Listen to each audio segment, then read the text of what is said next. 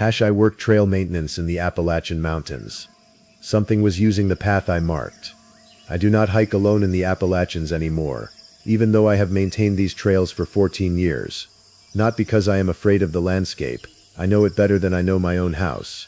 I do not hike alone because I learned that some paths are marked by people other than the Park Service, and some trails are used by travelers whose only destination is you. If you notice that a hiking path has been corrected while you walked it, that the route has shifted to avoid your exit, subscribe and listen close, because what happened to me changes how you should read a trail map, and I want you to share this with someone who plans to spend time in the backcountry. My name is Sarah Vance, and until 3 years ago, I was a trail systems technician for the Daniel Boone National Forest, based out of the Stanton Ranger District in Kentucky. The position requires you to walk between 40 and 60 miles of marked trail per month, assess damage from weather and use, remove deadfall, replace worn blazes, repair bridges, and report hazards to the ranger office. I had done this work in the Pacific Northwest for 3 years before taking the Appalachian post. The credential matters because I am not someone who mistakes shadows for threats or who panics in isolation. I was trained to spend days alone in difficult terrain, and I was comfortable doing it. The Daniel Boone Forest covers over 700,000 acres across eastern Kentucky, with approximately 120 miles of established hiking trail. Most of it runs through steep ridgeline country, narrow hollows, and drainage systems that make finding water easy but finding people nearly impossible. The trails I maintained formed a rough triangle: the Sheltowee Trace, the Buck Trail, and the High Shelf Loop, with several spurs connecting them. These were not heavily trafficked routes. In a peak weekend you might encounter a dozen hikers across all 3 main trails. In the off-season you could go weeks without seeing another person. I had been hired because the previous technician, Marcus Webb, had left the position abruptly in March of that year. Nobody ever gave me a detailed reason, but the ranger supervisor mentioned he had become uncomfortable with solo work. That should have meant something to me. In the beginning it did not. My standard routine was to take the truck to the nearest trailhead, usually around 6 a.m., and walk the assigned section by mid-afternoon, logging observations on a tablet and photographing damage. I carried a radio that worked sporadically depending on terrain and weather. The nearest ranger station was approximately 12 miles away by road, roughly 20 miles by direct trail distance. Backup was not a quick thing to rely on. The first section one was assigned in April of 2021 was a 6-mile section of the High Shelf Loop that had reported water damage. I drove to the trailhead at Trace Mountain, parked my truck in the small lot, and began walking. The weather was warming up, but the elevation meant that the mornings were cold and damp. The trail itself was in decent condition, better than the report had suggested. I found one washed-out section on the north slope where a seasonal drainage had cut across the path, and several places where fallen branches had created obstacles, but nothing that required immediate work. I remember the date precisely because I wrote it in my log. April 17th, 2021. I mention it because the details about what happened later became part of an official investigation, and the timeline matters. I finished the section around 2 p.m., and was walking back toward the trailhead when I noticed something on the path ahead. It was a hiking boot. Not a pair, one boot, positioned in the middle of the trail, facing uphill. It was relatively new, light blue and gray, the kind of expensive hiking boot you buy from an outdoor equipment store. The presence of it bothered me immediately. A lost boot usually means a lost hiker, and a lost hiker in early April could be in serious trouble. I photographed it and called the ranger station. Signal was weak, but I got through to Dale Pritchard, the station supervisor I reported to. I described the location and the boot, and he said he would file a report. He asked if I had seen any other signs: clothing, blood, a trail of disturbed earth. I had not. The boot was just sitting there, completely undisturbed, as if someone had walked out of it deliberately. Probably a prank, Dale said. We get those sometimes. Put it in the lost and found box at the trailhead and finish your route. I did exactly that. I placed the boot carefully in the green metal box we maintained near the parking area, noted it in my digital log, and drove back to the office. By the end of the week, the boot had been picked up by a hiker who claimed it had been stolen from their cabin 6 miles away. So that was one mystery that resolved itself, or seemed to. 2 weeks later, I was assigned to the northern section of the Sheltowee Trace, a popular route that ran along a series of ridgelines before descending into a drainage that connected to a fire road. This section was approximately 8 miles of fairly well-maintained trail. I drove up early on a Saturday morning. I always preferred weekend work because fewer hikers meant less risk of stepping on someone in the fog, and began at the first marked waypoint around 6:30 a.m. The morning was clear and cold. I was moving at my normal pace, which I have timed over the years to approximately 2.5 miles per hour on well-maintained trail. I had my radio, my tablet for logging, a repair kit with blazing materials, and a water bottle. No one else was on the trail that morning. I worked steadily upslope toward the first ridge intersection, which was marked by a large stone cairn and an older blaze that needed repainting. As I approached the cairn, I noticed something that struck me as odd enough to stop and examine. The trail had been freshly marked with new blazes, not by me, not by any official Park Service work order, and not using the standard white paint we used for main routes. These blazes were made with orange survey tape, and they were directing traffic off the main trail, heading down a steep eastern slope toward a drainage I was not assigned to work. I checked my map, and there was no official trail marked in that direction. The drainage existed. It showed up on the topographic map as a seasonal water feature, but it was not a maintained hiking route. I photographed the orange blazes and called the ranger station again. This time Dale was less certain about the explanation. He said he would look into it, and I should continue the main trail and report any other unmarked routes. I completed the ridge section and descended the approved trail toward the fire road. I did not see any more orange blazes, and I did not see any people. But I had the distinct, uncomfortable feeling while descending that something about that morning was not following the pattern I understood. The orange blazes bothered me enough that I went into the ranger office the following Monday specifically to talk to Dale. He was sitting at his desk in the small concrete building that served as the district headquarters. I described the blazes again, and he pulled up a map on his computer. "There is an old logging trail that comes down through there," he said. "It has not been maintained in decades, but locals sometimes use it. Probably someone just remarked it for their own purposes." "The blazes were fresh," I said. "Days old, maybe. And they were specifically directing traffic away from the main trail." Dale looked at me over his reading glasses. "Sarah, you are the second person this month who has come in with concerns about unmarked trails or strange activity. The first was a hiker who claimed he had found evidence of someone camping on a closed section. Nothing came of that. The Appalachians get a lot of recreational use, and not all of it is by people who respect the official boundaries. Unless you see something that represents an active safety hazard, I would not worry about it." That was the first time he mentioned another report. Later I would ask who the hiker was and what he had said. Dale would tell me that the person had declined to file a formal report, and had seemed uncomfortable discussing details. Looking back, I realized that I should have pressed harder, but I was still early in the job and I was not yet confident enough to ignore a supervisor's reassurance. I continued my regular work. May was busy. Spring hiking season meant more trail use, more debris from storm activity in April, and more requests for route verification. I logged approximately 150 miles in May, covering all 3 main route systems at least twice. During that month I saw the usual hikers, families, couples, occasional solo trekkers, photographers, nothing remarkable. Then, in the first week of June, I was assigned to the Buck Trail for maintenance and damage assessment. The Buck Trail was the least used of the 3 main routes. It ran through deeper forest, crossed several stream beds, and required some rock scrambling in the middle section. Most recreational hikers preferred the Sheltowee Trace because it had better views and more water sources. The Buck Trail was utility-focused, maintained for access and for dispersed recreational use, but not promoted. I started early that day as well. I usually did work on the Buck Trail before 8 a.m. because I wanted daylight for the rock sections. The trailhead was on a smaller forest road, about 5 miles from the nearest ranger station. I drove alone, as always, and parked in a small gravel area that barely fit 3 vehicles. The morning was typical. I took the first mile at a steady pace, noting 2 trees that had deadfall, and 1 section where the tread had eroded slightly from storm runoff. Nothing serious. At the 1-mile point, there was a trail junction where a spur connected to an old fire road that had not been used by the Forest Service in at least 5 years. I took the main route, heading deeper into the forest toward the stream crossings. I was approximately 2 miles into the walk when I first realized I was not alone. It was not something I heard. It was not something I saw at first.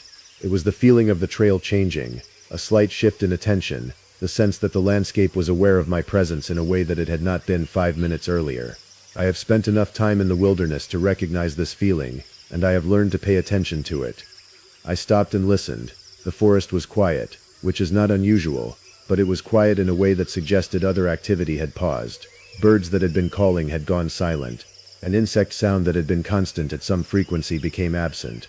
I waited approximately 2 minutes, standing in the middle of the trail, listening intently. Then I heard something. Footsteps, moving through the forest on the western side of the trail, traveling parallel to my direction. Whoever it was, they were trying to stay out of sight, but they were not trying to be completely silent. It sounded like a person moving at a normal pace, not trying to hide their presence, just choosing not to walk the marked trail. "Hello," I called out. "This is a protected trail system. If you are hiking, please use the marked route." The footsteps stopped immediately, no response. I waited, but there was nothing more. No movement, no voice, no explanation. I have dealt with enough hikers to know that many do not respond well to being approached by an authority figure, even one in civilian clothes. I decided to continue my work and assume it was a hiker who was either embarrassed to be off trail, or who did not want to engage with someone who represented the Forest Service. I walked forward, continuing the maintenance assessment. Every few minutes I would hear the footsteps again, always at a distance, always roughly parallel to my position, always on the western side of the trail. The pattern was consistent enough that I became certain someone was following me. Not attacking, not approaching, just maintaining distance and matching my movement through the forest. This is the kind of moment where you have to make a decision. I could turn around and confront the person. I could accelerate and try to lose them on the trail. I could radio for support. Or I could continue my work and assume there was a mundane explanation. I did the fourth thing. I continued working, but I paid very close attention to the sounds around me. The footsteps continued for approximately another mile, then they stopped. The forest returned to its normal acoustic pattern, birds calling again, insects resuming their background noise. The presence withdrew. I did not hear the person again for the rest of that morning. I completed my assessment of the Buck Trail section and noted nothing remarkable in my log except for the basic maintenance items. I did not mention the footsteps. I told myself that a hiker off trail, staying at distance, represented no real threat, and reporting it would simply create unnecessary administrative work. That was a mistake in reasoning that I did not fully understand at the time.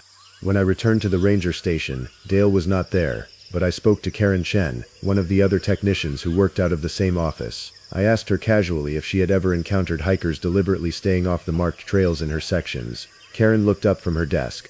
"Off-trail hiking is common," she said. "People like to find their own paths. Why?" "Just something I noticed on the Buck Trail," I said. Someone was walking parallel to the route instead of using the marked path. Karen's expression changed slightly. "That happened to Marcus too," she said. "He mentioned it a few times before he left. Hikers staying just out of sight of the trail, matching his pace." "Did he say anything else about it?" "He said it made him uncomfortable. He did not like the feeling of being watched during solo work. After it happened a few times, he asked to be reassigned to office work. When they said no, he quit." I did not press for more details. I should have. I told myself that Marcus had probably been more anxious than I was naturally inclined to be, and that what he had experienced as threatening I could handle as merely strange. That assessment might also have been wrong. June continued with routine work. I completed assigned sections and found nothing more unusual than the occasional hiker off trail. But I was paying attention now, and I began to notice patterns that had not registered before. The orange survey blazes that I had found in April, I kept seeing them. Not on the main trails, but on rough terrain adjacent to my work routes. Someone was consistently marking what appeared to be alternate paths through the forest. The blazes were recent, always days or weeks old, and they seemed to follow a logic that was different from the official trail system. I started photographing every instance, logging the GPS coordinates and reporting them to Dale. After 3 weeks of reports, Dale called me into his office for a formal conversation. "Sarah, I need you to focus on the assigned trails," he said. "The orange blazes are not your responsibility. If someone is marking alternate routes on national forest land, that is a ranger matter, not a technician matter. I will file a report with the district ranger. Your job is to maintain the official system." "I understand," I said, "but it feels like someone is systematically mapping the forest. And that person also seems to be specifically aware of where I work." "Why would you say that?" I explained about the footsteps on the Buck Trail. I mentioned that the orange blazes seemed to be positioned to direct people away from my assigned routes. I told him that it felt less like casual off-trail hiking and more like something organized. Dale listened, and then he said something that stayed with me. "If you are not comfortable with this work anymore, I can reassign you to office support. No judgment. The Appalachian districts have experienced some challenging situations with unauthorized use, and I understand if it is affecting your sense of safety." I declined the reassignment. I was not comfortable admitting that a pattern I could not fully explain was making me question my ability to do work I had been trained to do. July brought more hikers, hotter weather, and no new direct incidents. The footsteps parallel to the trail did not return. The orange blazes seemed to stop appearing. I convinced myself that whatever had been happening had been addressed or had moved elsewhere. I was being paid to maintain trails, and I focused on that task, but something had changed in how I perceived the forest. I was more alert during solo work. I was listening to the quality of silence more carefully. I was paying attention to which way animals faced when I approached them. And I had started to notice that the trail routes themselves seemed to be shifting, not visibly, not in a way that was documented, but in a way that affected how I navigated them. It is difficult to explain what I mean by that without sounding irrational. The official trails have marked waypoints, blazes, and GPS coordinates. They do not change. But the way through the forest around those trails, the subtle choices about which way to step, which route to avoid, which drainage to cross, those micro decisions seem to be shifting. Where I would normally step to the left to avoid a steep ravine, the trail would slope right. Where the natural path seemed to go downslope, a subtle ridge would guide steps upslope instead. I mentioned this to Karen one day, very carefully, trying to describe it in terms of maintenance concerns. The trail tread on the Sheltowee Trace seems to be eroding in interesting ways, I said. Like repeated foot traffic is creating new subtle paths that were not there before. Karen listened, and then she said, Marcus said something similar. He said the trails were correcting themselves. He thought maybe seasonal water was reshaping the tread faster than usual. What did you think? I thought he was seeing patterns that were not there, Karen said. But now I am not sure. August came, and I was assigned to a comprehensive reassessment of the High Shelf Loop. This was a longer project, 3 or 4 days of work covering 12 miles of trail, and I planned to do it in 2 extended hikes. The first would cover the northern section. The second would cover the southern section with a potential overnight at the ranger's cabin halfway through if needed. I drove to the trailhead on a Wednesday morning, August 11, 2021. The weather forecast was clear. My planned route would have me back by Friday afternoon. I had notified Dale of my schedule, and I had marked my expected positions on the maps I left at the office. Karen knew approximately when to expect me back. The first 6 miles of the High Shelf Loop were straightforward. I moved at my normal pace, logged damage sites, photographed worn blazes, and documented water erosion. By midday I had covered the northern section and was moving into the more remote eastern part of the trail where elevation increased and the forest became denser. It was during this section, around 2 p.m. on the first day, that I began to understand the full scope of what had been happening. I had been working on a section of trail that ran along the eastern slope of the ridge system. The trail here was narrower, with steep terrain on both sides, a ridge crest on the west, a sharp drainage descent on the east. The path itself was well established, but it was also more exposed to the weather and more prone to seasonal change. As I was assessing a particular section of eroded tread, I noticed something that should not have been there, a trail marker, handmade, constructed from stacked rocks in a small cairn. It was positioned off the main trail, about 30 feet into the eastern drainage, and it was not official Forest Service marking. More importantly, it was positioned exactly where I would naturally veer if I stepped slightly off the marked path due to that erosion problem. I photographed it and continued working, but I was troubled. 30 feet later, I found another cairn. 40 feet after that, another. Someone had constructed a series of rock markers that created an alternate route off the main trail, guiding travelers down the eastern drainage instead of continuing along the ridge. The implications took a moment to register, and when they did, I felt the quality of the forest change around me. This was not casual off-trail hiking or someone remarking an old forest road. This was a deliberate system designed to redirect people, or specifically me, away from the main trail and into a remote area with no established exits. I immediately called the ranger station. The radio signal was weak, but I managed to reach Dale. I have found evidence of someone deliberately altering trail routes, I said. I am sending you GPS coordinates of multiple unauthorized markers that are designed to redirect traffic off the main High Shelf Loop into the eastern drainage system. I am ceasing work in this area and will be exiting via the established trail. There was a pause. When Dale responded, his voice was different than before, flatter, more controlled. What kind of markers? Rock cairns, I said. Approximately 15 that I have counted so far, creating a downslope path into a drainage that is not on any official map. Remain on the marked trail and proceed to the ranger cabin, Dale said. I am going to notify the district ranger. Do not deviate from your marked route and maintain radio contact. Acknowledged, I said. I shouldered my pack and began walking back north toward the marked trail.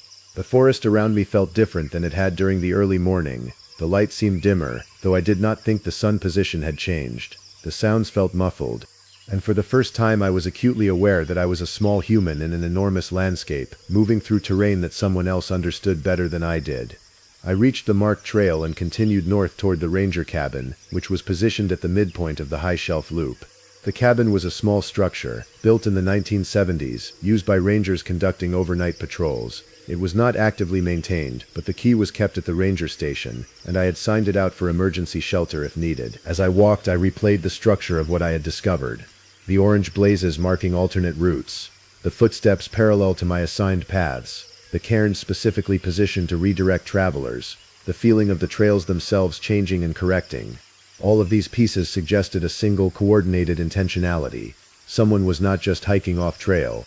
Someone was systematically mapping an alternate trail system designed to be parallel to the official routes, with specific redirect points that would move people away from the main paths and into remote areas, and someone had specifically positioned these marks where I would notice them. Someone knew my work schedule, my preferred routes, my normal pace and patterns. Someone was building this system in response to my movements through the forest. I arrived at the ranger cabin around 5 p.m. The cabin was exactly as it had been on previous visits, a small wooden structure with a bunk, a table, a wood stove, and a radio that connected to the ranger station. I unlocked it, dropped my pack, and immediately called the station. "I am at the cabin," I reported. "I have the cabin secured. I am going to review the data I collected today and send images to you at first light. I am not comfortable continuing fieldwork until this situation is clarified." "That sounds reasonable," Dale said. "Get some rest, we will talk tomorrow." I made dinner from the emergency supplies I kept in my pack. I had not planned to use the cabin, so I only had basic food, but I had enough to eat and drink. I tried to focus on routine tasks, cleaning my equipment, charging my battery-powered devices, recording my notes.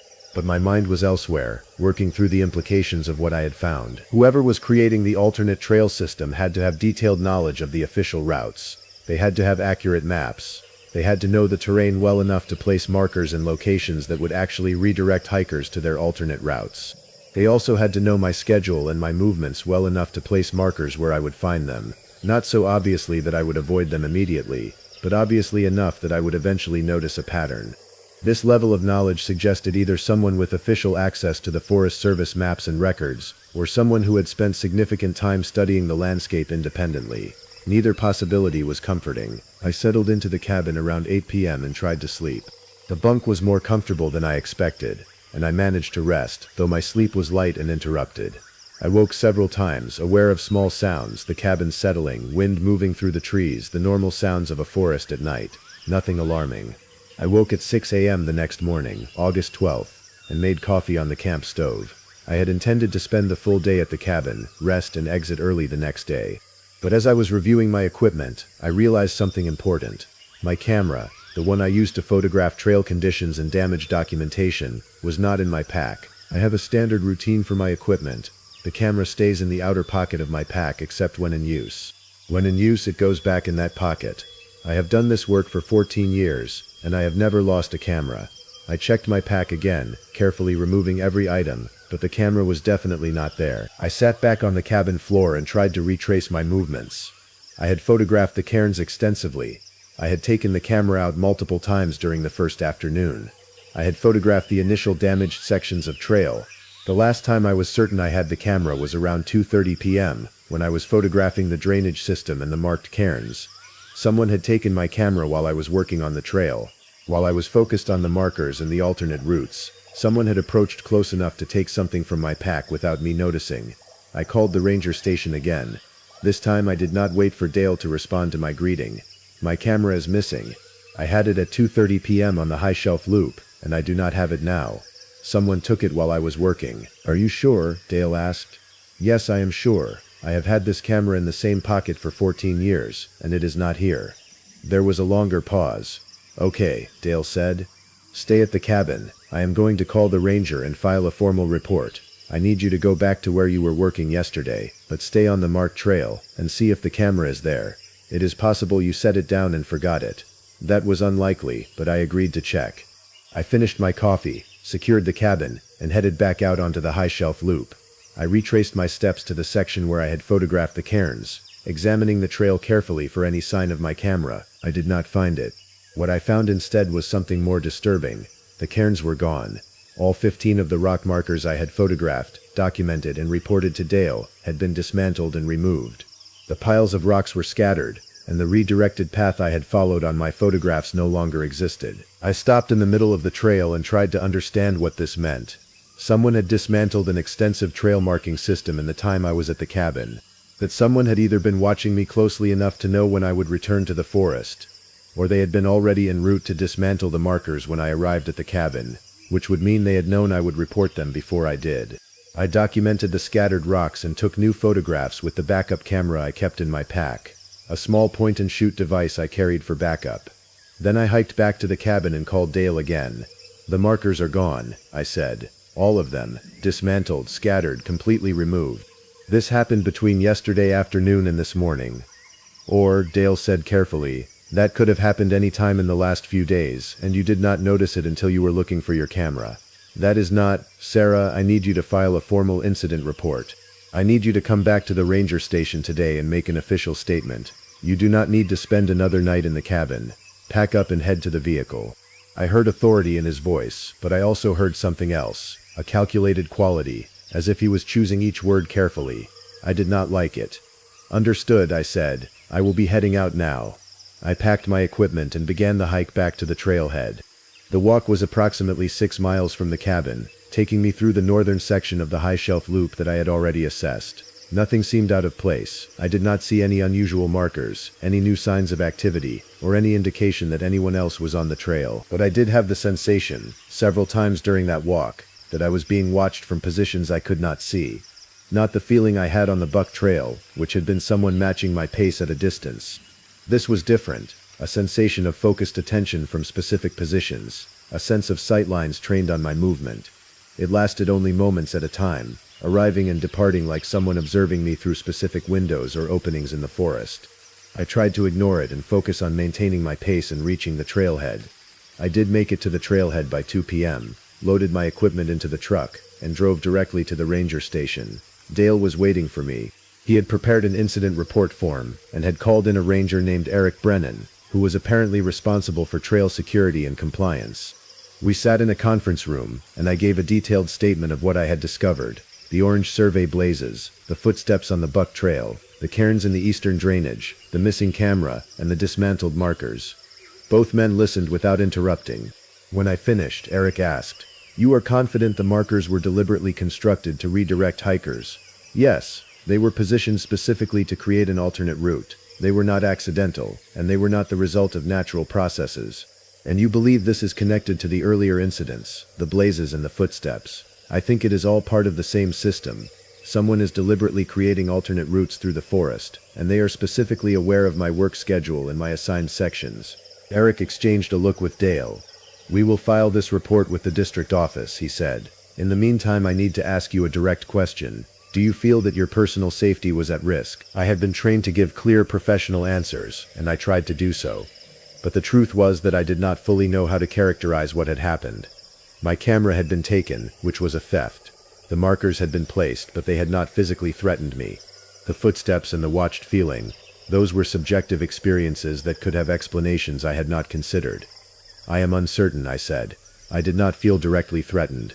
But I do feel that I was deliberately being monitored, and that choices were being made to redirect my movements. That creates a level of concern."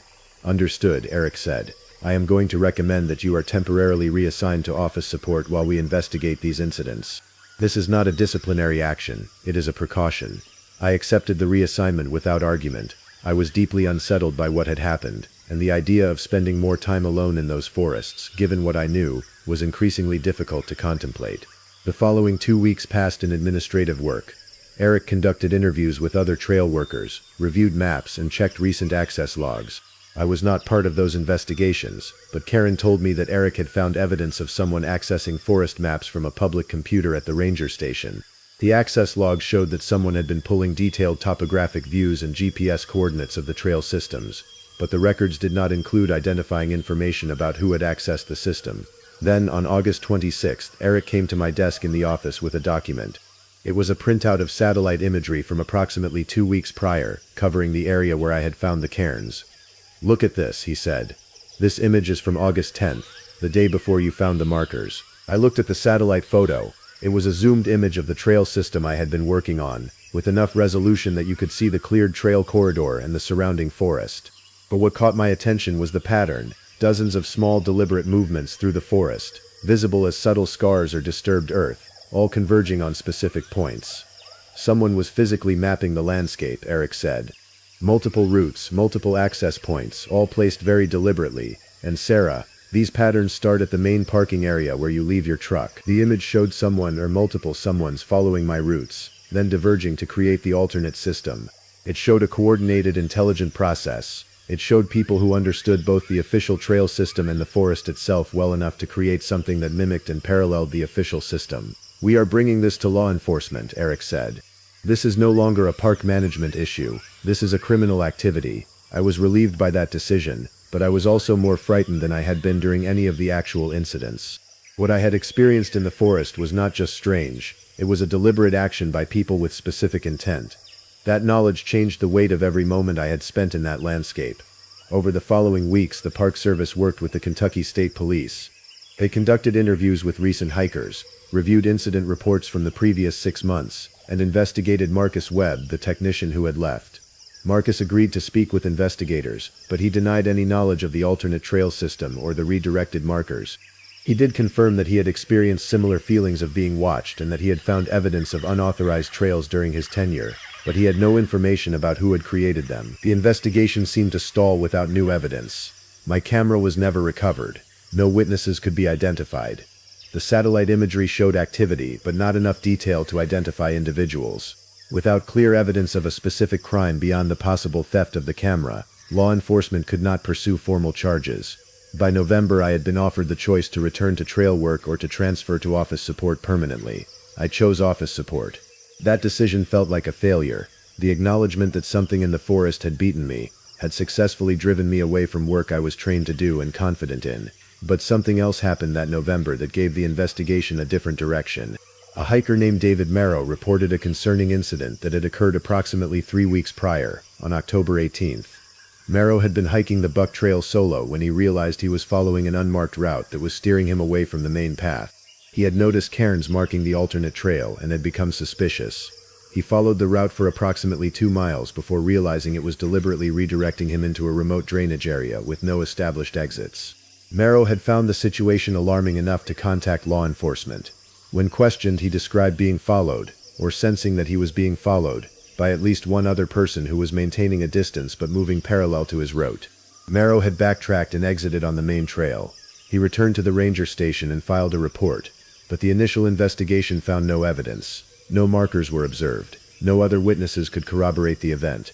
Merrow had pressed for a more thorough investigation and had eventually agreed to work with law enforcement to recreate his route and identify the location where he had encountered the cairns. When that investigation occurred, on November 8, 2021, they found something crucial: the remains of a structure, partially dismantled or partially constructed, in a remote area accessible primarily by following the alternate trails. It was a platform or enclosure of some kind, roughly 8 feet by 10 feet, with a clear view of the main trail below it. It had been built with materials suggesting weeks or months of construction. It had evidence of prolonged occupation, old tarps, containers, a fire pit, and most disturbing, a collection of items that appeared to have been taken from hikers: watches, journals, photographs, a backpack, a jacket, and several pairs of hiking boots. And there, in a plastic bag, was my camera. That discovery launched a full criminal investigation. The Kentucky State Police, the FBI, and the Park Service worked together to determine what had been happening on the Daniel Boone National Forest. What they learned was this: over the course of approximately 18 months, 2 individuals, names I will not provide, had been systematically targeting solo hikers and trail workers. Their method was sophisticated. They had created an alternate trail system that appeared to be an official hiking route, complete with markers and cairns. By placing this system strategically, they had successfully redirected multiple hikers into remote areas away from the main trails. Their intent, based on the evidence later presented at trial, was to isolate hikers and forcibly remove them from the forest for the purpose of robbery. They had stolen from approximately 7 hikers across multiple incidents. In several cases, hikers had been physically confronted. One victim, a 63-year-old man named Gordon Lewis, had been attacked and seriously injured in July 2021. He survived and eventually provided testimony. My camera had been taken as a theft, yes, but it had been taken deliberately, to remove evidence that I was documenting their trail system. The fact that they had dismantled the markers before I could conduct a thorough photographic record suggested they were closely monitoring my activities and making strategic decisions based on my investigation. The attempted redirect I experienced in August, the cairns in the eastern drainage, was part of their active operation. They had been testing whether I would follow the alternate route. I had not, but they had been prepared to respond if I had. Both individuals were eventually arrested. 1. Robert Chester, age 41, pleaded guilty to robbery, theft, and assault. He received a sentence of 15 years. The other, Mark Yates, age 38, initially fought his charges but was convicted based on the evidence recovered from the enclosure and testimony from the injured hiker. He received 12 years. Both men had extensive knowledge of the Appalachian landscape. Chester had previously worked as a surveyor. Yates had grown up in eastern Kentucky and knew the local areas extremely well. They had apparently been planning their criminal activity for months, and the trail system had been a direct response to increased law enforcement presence in the area. By creating what appeared to be official trail markers, they had gained access to remote locations without raising suspicion. The investigation revealed that Marcus Webb had been one of their early targets. He had not been victimized directly, but he had found evidence of their system and had reasonably interpreted it as a threat. His departure was entirely voluntary. He had simply recognized danger and chosen to avoid it. What they had planned to do with me specifically remains unclear. My professional knowledge of the trail system, my independence, and my regular presence in the forest made me valuable either as a source of information or as a target. The fact that they dismantled the system before they could complete whatever operation they had planned suggests either that my reports to Dale had accelerated their timeline, or that they had determined I was too aware and too documented for their purposes.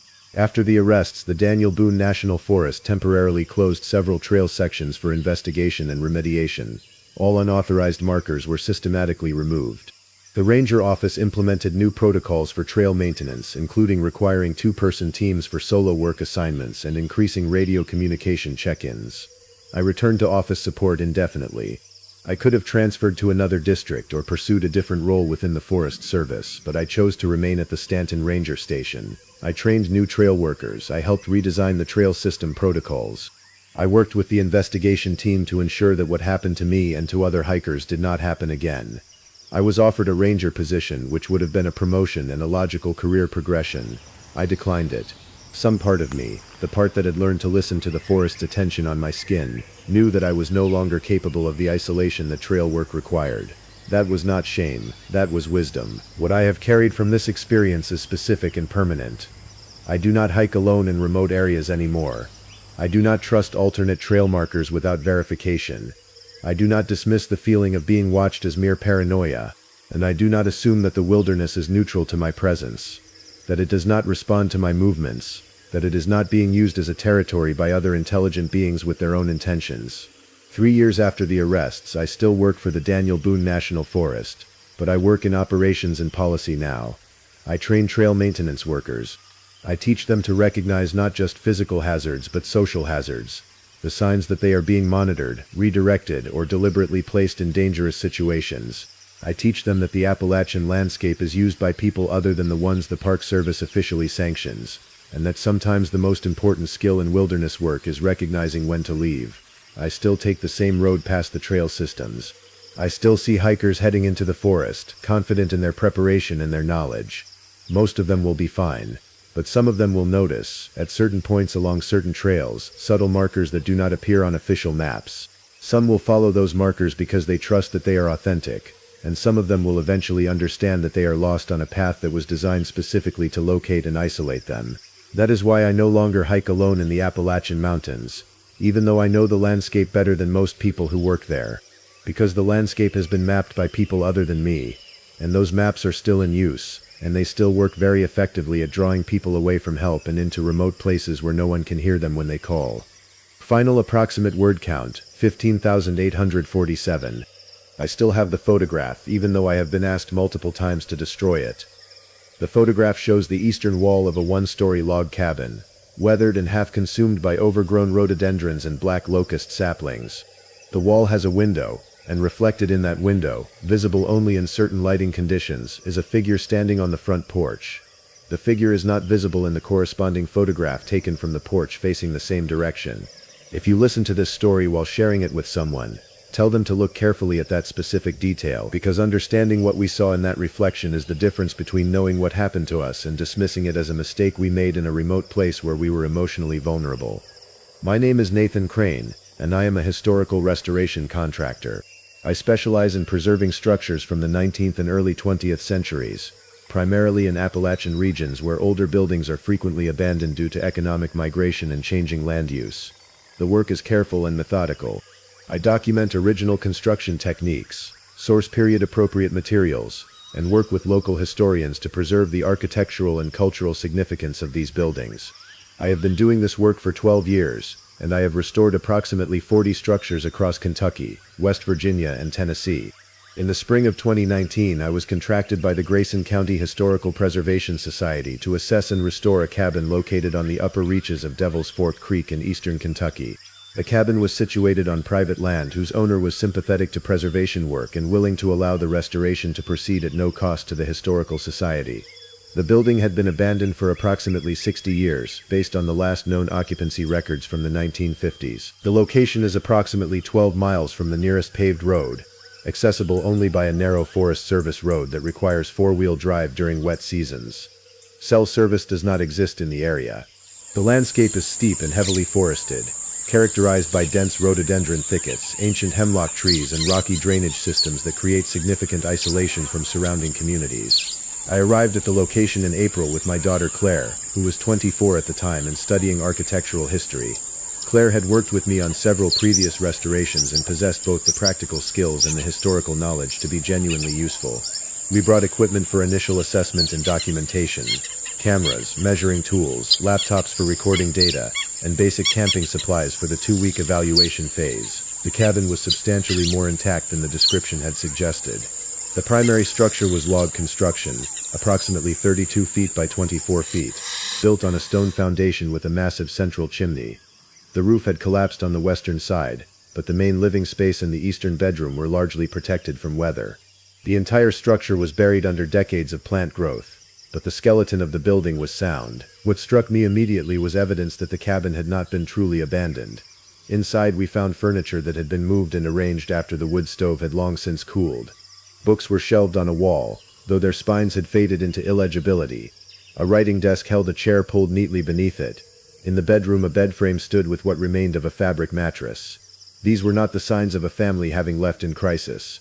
This was evidence of someone tending to the space, preserving the arrangement even as the building fell into disrepair. I photograph every restoration project extensively before beginning any work.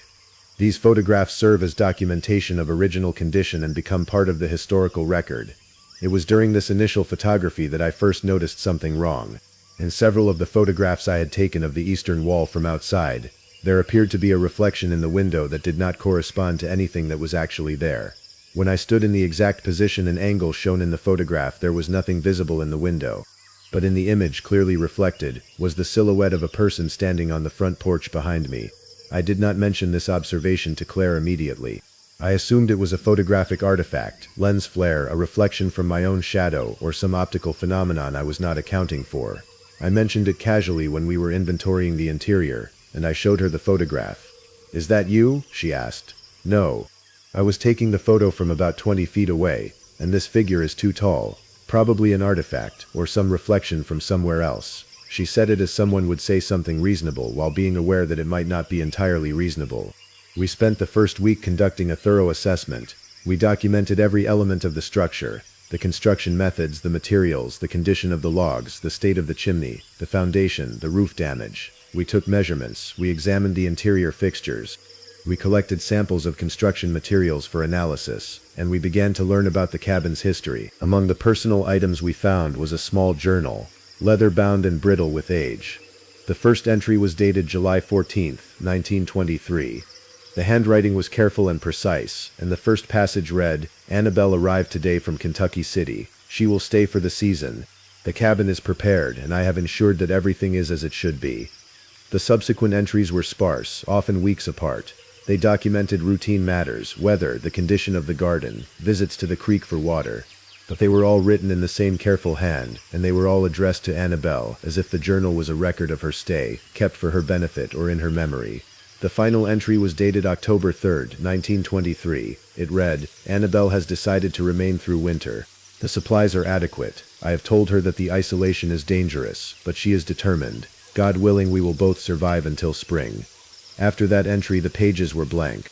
I asked the Historical Society director, a man named William Hatcher, if he knew anything about who Annabelle was or why she had come to stay in this isolated cabin. The cabin was owned by a man named Frederick Ashford, William explained. He was a school teacher, which was unusual for someone living in such remote conditions. The community records are sparse, but I found tax records indicating that Frederick lived on the property from 1922 until 1958, when he sold the land. After that, the cabin was abandoned. Do you know anything about Annabelle? Only that there are references to her in some of the community oral history. She was apparently a woman from the city who came to the mountains for some reason. The local stories suggest she died there, but there are no death records, no cemetery markers, nothing official. It is possible that she is buried on the property, but if so, there is no documented grave. Subscribe and stay with me on this, because what we discovered about Annabelle changed the entire nature of what we thought we were doing in that forest. And I want you to share this with someone who has an ear for the kind of history that communities deliberately forget. That evening, Claire and I reviewed the journal entries again, looking for any indication of illness or crisis. There was nothing. The final entry mentioned only that Annabelle had decided to stay through winter, and that Frederick was concerned about the isolation. Winter in remote Appalachian mountains is not trivial. Supplies can be cut off by snow. Injuries or illness become life-threatening without medical access. It is reasonable to assume that someone who decided to stay in that cabin in October 1923 was either extremely resilient or completely unaware of what they were facing. We did not begin restoration work that first week. The assessment phase required careful documentation before any work could start. But I had begun to feel a subtle wrongness about the location. The cabin felt like it was holding something that it did not want to release. This is not a professional observation, it is a subjective feeling, and I am aware that subjective feelings in isolated places can be heavily influenced by atmosphere and expectation, but I documented the feeling in my notes, which seemed important. That night we slept in a tent we had set up near the cabin rather than attempting to sleep inside the building until it had been properly assessed for structural safety and potential hazards like mold and animal occupation. The spring evening was cool but not cold. I remember the quality of the darkness, absolute in a way that city dwellers rarely experience.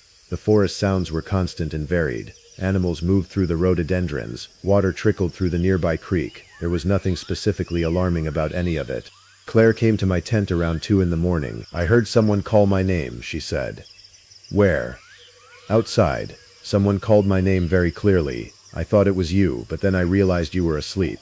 I had not been asleep. I had been awake, listening to the forest sounds, and I had not heard anyone call.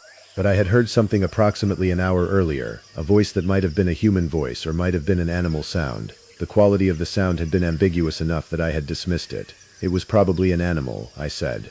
"Sound carries strangely at night in forests like this. It could have been a bobcat or a fox. Some sounds almost resemble human speech." "I know what animals sound like," Claire said. "This was someone saying my name, Claire, very clear.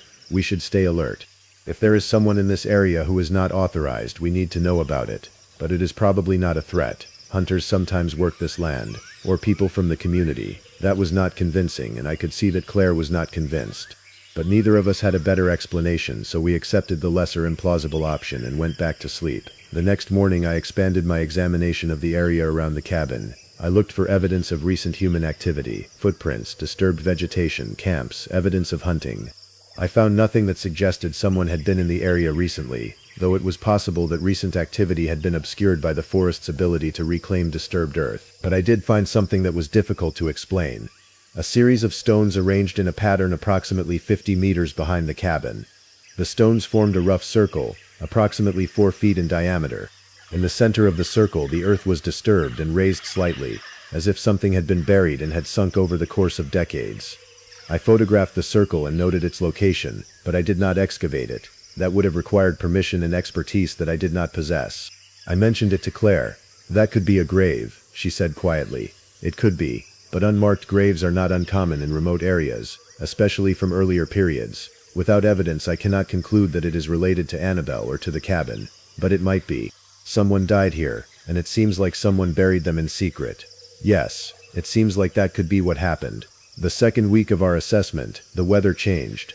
A low-pressure system moved in, bringing fog and drizzle that reduced visibility to approximately 30 feet. The fog was thick enough that the forest seemed to close in around the cabin, creating a sense of absolute isolation. Sound traveled differently in the fog. Voices, if anyone had been calling, would have been muted and distorted. That night I heard someone at the cabin door. I was reviewing photographs and documentation when the sound came. 3 distinct knocks on the front door, separated by approximately 2 seconds each. The knocks were deliberate and spaced, not frantic or desperate. They were the way a person who expected to be admitted would announce their arrival. I turned off my laptop and sat in silence. There were no vehicles visible anywhere near the cabin. I had checked all approaches before sunset. There were no signs of anyone on the property. But someone, or something, was knocking on the door. The knocking came again. 3 knocks, spaced precisely as before. I opened the tent and stepped outside. The fog was so thick that I could barely see the cabin, which was only 40 feet away. The knocking stopped. I waited, and it did not resume. Claire emerged from her tent. "Someone is here," she said. It was not a question. "It sounds that way." "What do we do?" "We stay calm. We check our vehicle. We make sure we can leave if necessary. And we do not investigate in the fog. Our visibility is too compromised." We walked to the vehicle, which was parked on a small cleared area approximately 100 meters from the cabin, closer to the Forest Service road. The vehicle was untouched and locked, exactly as I had left it. We sat inside with the doors locked, running the engine to generate heat against the damp and fog. "We should leave," Claire said. "We should pack up and drive out tonight." I wanted to. The knocking had created a sense of presence that was deeply unsettling. But I also wanted to understand what was happening, and I knew that leaving without investigation would leave me wondering about the explanation for the rest of my life. "Let us see if this continues," I said. "It is possible there is someone from the local community who did not understand that we wanted to camp alone. Or it is possible that the sound we heard was environmental, wind moving through a damaged section of the building, or an animal on the porch." "No," I admitted, "I do not." The knocking did not resume that night. But around 4 in the morning we heard singing. It was a woman's voice, singing what sounded like a hymn or folk song. The melody was haunting and minor keyed. The words were indistinct, but the voice was clear and close enough that the singer seemed to be standing very near the cabin. Claire was awake by then too, and we both sat in the cold cab of the truck, listening. The voice continued for approximately 5 minutes, and then it stopped. After it stopped, there was perfect silence. Even the ambient forest sounds seemed to have ceased. We did not attempt to sleep after that.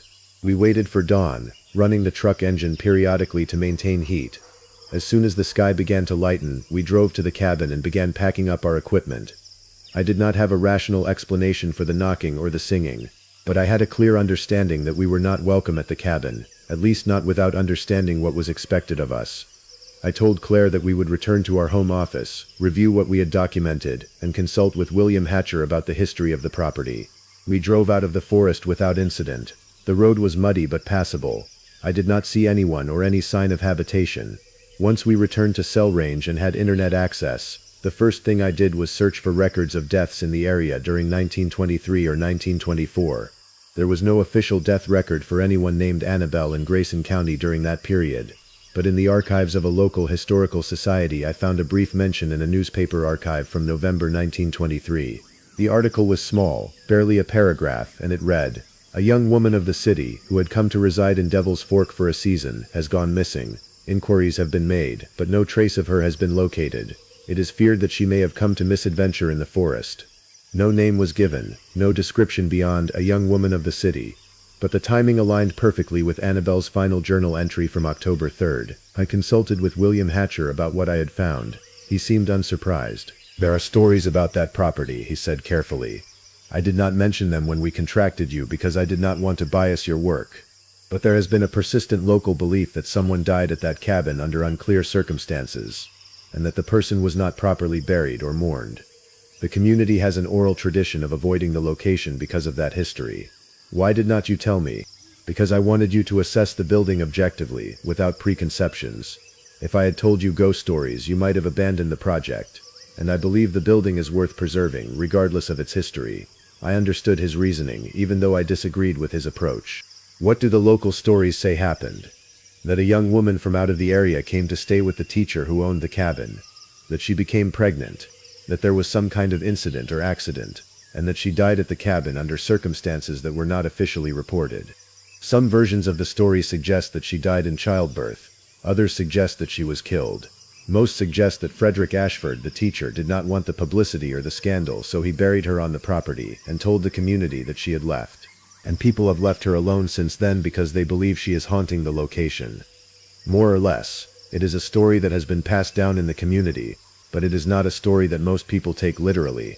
It is more of a cultural memory of something that happened that nobody wanted to officially acknowledge. I asked if there was any way to verify the details of Annabelle's death. Not through official records, Williams said. If Frederick buried her on the property and did not report the death, then there would be no official documentation. You could attempt to contact descendants of Frederick Ashford, if any exist, or other historical records, but I would not expect to find anything conclusive. I decided to continue with the restoration project, but I also decided to investigate the stone circle I had found behind the cabin. I obtained permission from the property owner and contracted with a local archaeology group to conduct a non-invasive examination of the site using ground-penetrating radar. The results were ambiguous but suggestive. The radar showed evidence of a roughly human-shaped void approximately 4 feet below the surface, consistent with a grave that had been excavated and refilled.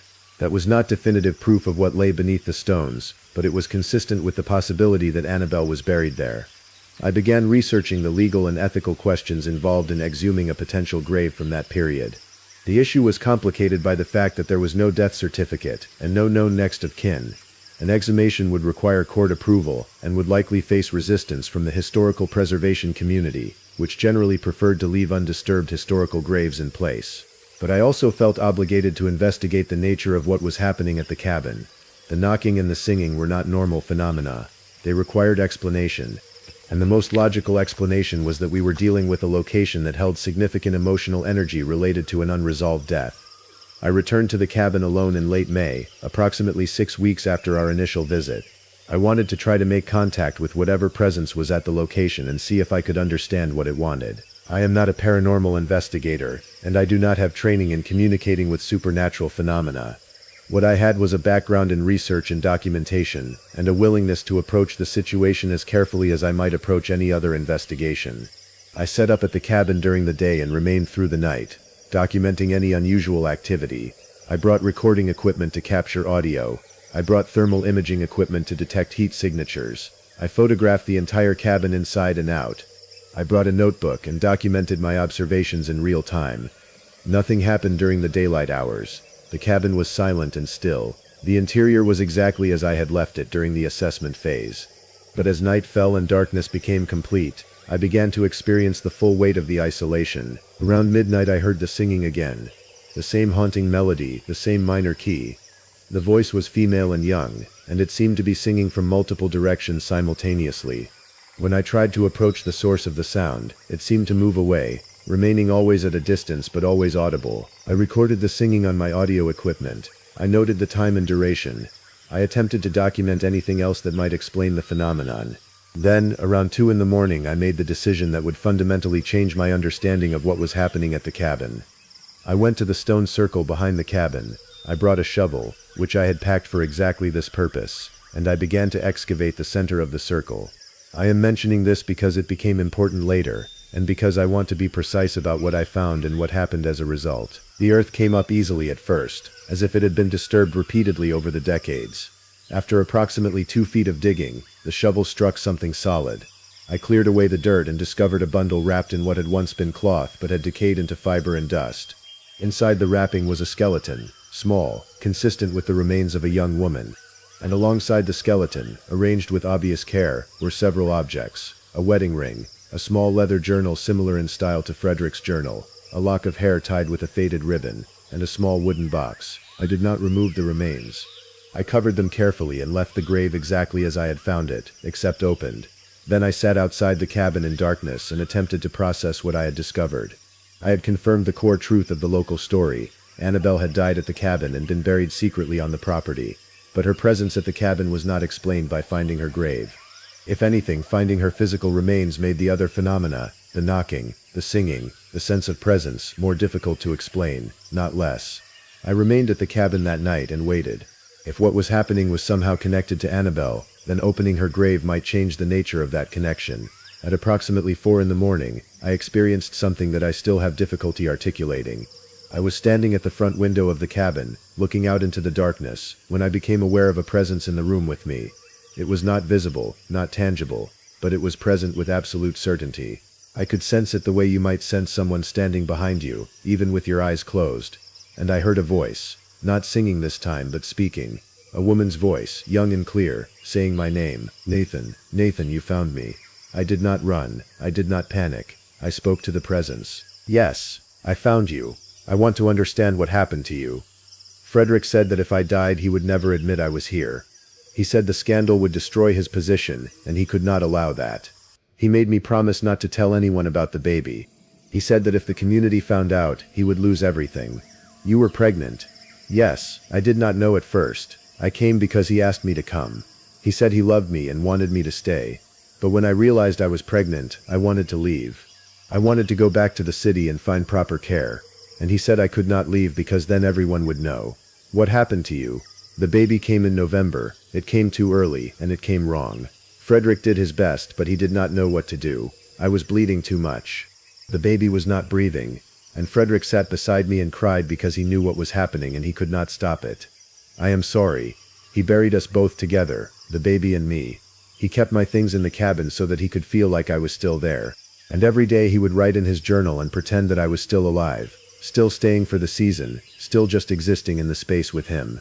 He never accepted that I was gone. What do you want? Why are you still here? The presence seemed to withdraw slightly. When the voice came again, it carried something that sounded like exhaustion. I do not know anymore. I have been here so long that I do not remember what it felt like to want anything other than acknowledgement. Frederick acknowledged me in his way, but no one else ever did. No one ever said my name and meant it. No one ever said that I had existed and mattered and that my death meant something. I am just a missing person in a newspaper article. A young woman, a scandal, a problem to be hidden. I know your name, I said. I know that you were here. I know that you existed. The presence remained for a long time after that. And then, as dawn began to break, it dissipated. The sense of presence faded. The cabin, which had felt occupied and full, became empty in a way that seemed absolute. I left the cabin at sunrise. I did not cover the grave again. I drove to William Hatcher's office and told him that he needed to contact the authorities because I had discovered human remains at the cabin. The investigation that followed took several weeks. A medical examiner confirmed that the remains were consistent with a young woman who had died in the late fall of 1923, possibly related to complications from childbirth. Dental records were inconclusive because such records were not commonly kept during that period, but the timeline and the artifacts were consistent with the community's oral history. The local news outlets picked up the story. The remains were described as an unidentified woman, and there was speculation about Frederick Ashford's involvement and his motivations, but without a verified identity, the case eventually entered a kind of stasis. The remains were treated respectfully and buried in a proper cemetery with a marker identifying her as an unknown woman who died in 1923, but the Historical Society pursued the question of Annabelle's identity through other means. Researchers contacted women's organizations from the city, examined historical records, and followed threads of family history. Approximately a year after the discovery, they identified her. Her name was Annabelle Hartley. She was 22 years old when she died. She had been sent to the mountains by her family with the understanding that she was going to stay with an acquaintance to recover from an unspecified illness. In reality, she had been sent there because her family discovered she was pregnant and wanted her hidden away to avoid scandal. Frederick Ashford was a distant relative of the family, and he had agreed to shelter her in exchange for a significant sum of money. The pregnancy had been the result of an affair with a man who refused to marry her. The family was ashamed and wanted the situation resolved quietly. Frederick had his own reasons for wanting secrecy. Whether he was genuinely attached to Annabelle or whether he was simply protecting his reputation remains unclear from the historical record. But the core fact remains. Annabelle died in isolation at that cabin, in the company of a man who was obligated to keep her existence secret. Her child died with her. And they were buried in an unmarked grave on property that was not theirs, by someone who spent the next 35 years pretending they had never existed. After the remains were properly identified and buried, I returned to the cabin to complete the restoration project. The knocking did not occur again. The singing did not resume. The presence that I had sensed in the darkness was gone, but I experienced something different, a profound sense of peace in the location. The cabin, which had felt heavy and oppressive, felt light. The forests around it seemed welcoming. It was as though, by being found and acknowledged, Annabelle had been released from the burden of haunting the space she had been forced to occupy. I completed the restoration carefully. I documented everything thoroughly, and I provided detailed historical context to the preservationists, ensuring that when the cabin was eventually open to visitors or researchers, people would understand the full story of who had lived there and who had died there. The cabin is now maintained as a historical site and educational location. A marker outside the building provides context for Annabelle's story.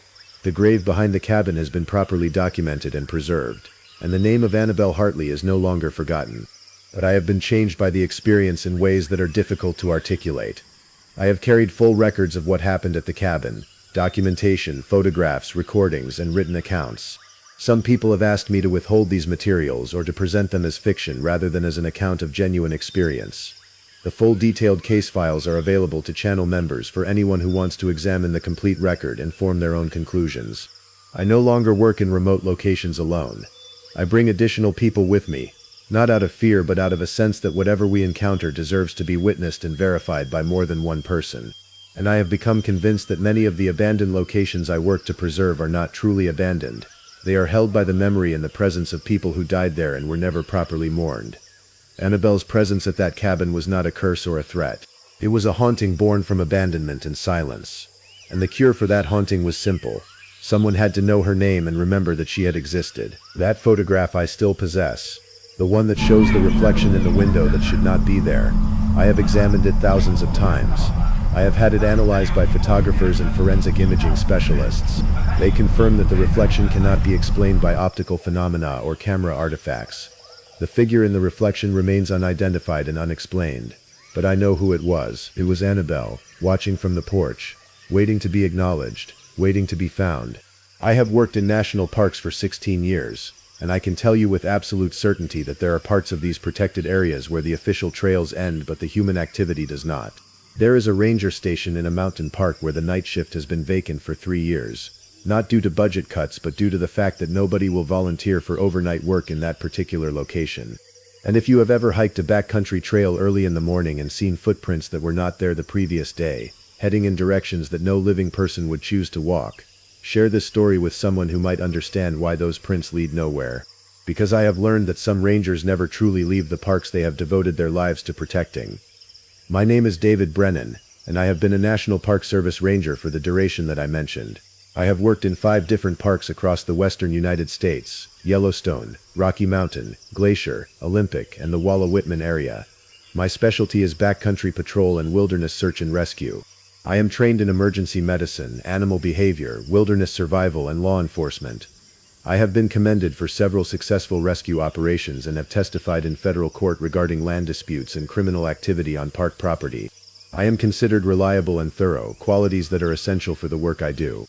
3 years ago, I was transferred to the Crescent Range area of the Cascade Range National Park, a section of mountainous terrain in the Pacific Northwest that encompasses approximately 140 square miles of protected wilderness. The assignment was supposed to be temporary, 6 months to assist with trail maintenance and conduct population surveys of mountain goats and alpine flora. The pay was decent, the work was meaningful, and the landscape was extraordinary. I accepted the transfer without hesitation. I should have asked more questions about why the position was available. The Crescent Range Station is small and remote, located at approximately 6,400 feet of elevation. It consists of a primary ranger cabin built in the 1950s, a separate equipment shed, and a helipads area that is used only in emergency situations. The cabin has radio communication with the main park office, located approximately 40 miles away by road, though radio contact can be unreliable depending on weather and topography. The nearest town is a 2-hour drive from the station, assuming dry roads and normal weather. During winter the road becomes impassable, and the station is completely isolated. I drove to the station in late August for my initial assignment. The cabin was clean and well maintained, though I could see signs that it had been vacant for an extended period. The equipment was in good condition, the supplies were organized, and the previous ranger's personal items had been removed. Everything indicated a professional transition and preparation for my arrival. Everything, that is, except for the logbooks. Park rangers maintain detailed logs of their activities, observations, and any incidents that occur during their patrols. These logs serve as an official record and become part of the park's permanent documentation. I was reviewing the previous year's logbooks to understand the baseline conditions and known issues in the section when I noticed something strange. The logs ended abruptly in mid-September of the previous year. The final entry, dated September 14th, was brief and routine. Morning patrol of Western Ridge System. Observed 1 mule deer, condition good, weather clear, no issues noted, ready for afternoon shift. There was no afternoon shift entry. There were no entries from September 15th onward. An entire 3-month period of the year was undocumented. I asked about this during my briefing call with the district ranger, a man named Robert Shields. His response was careful and deflective. The previous ranger was transferred unexpectedly at the end of September, he said. That is not uncommon in the Park Service. We move people based on needs and availability. The logs should have been completed before he left. That was a procedural failure on his part, but it is not something you need to be concerned about. Just maintain your own logs going forward.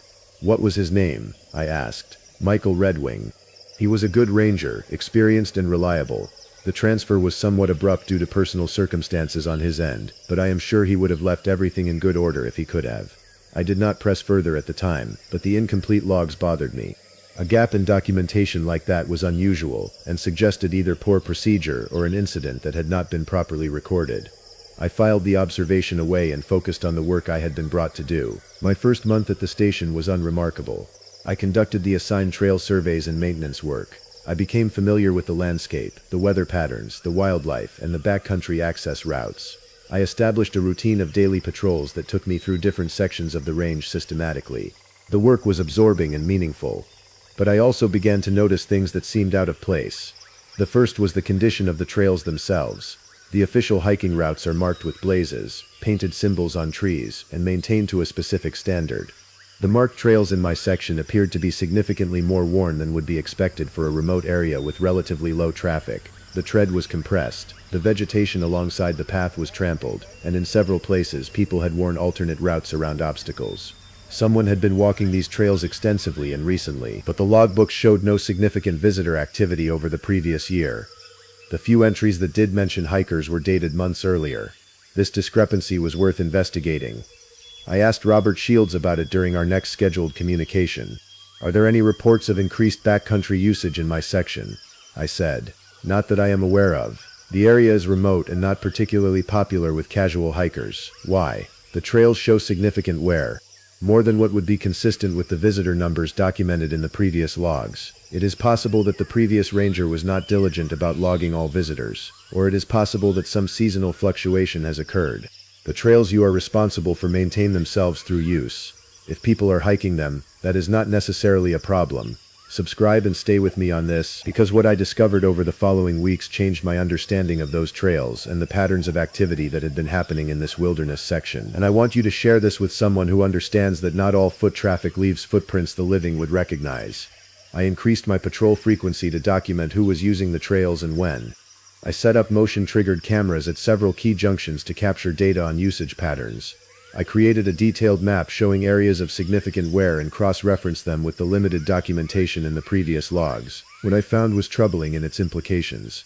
The trail wear suggested that someone or multiple people had been conducting very extensive hiking through my section, easily in the range of 30 to 50 miles per week, possibly more. But the only documented visitor activity in the previous ranger's logs showed perhaps 2 or 3 hiking parties during the entire year. Either Michael Redwing had failed dramatically to document visitors, or someone was using these trails extensively without following official hiking protocols.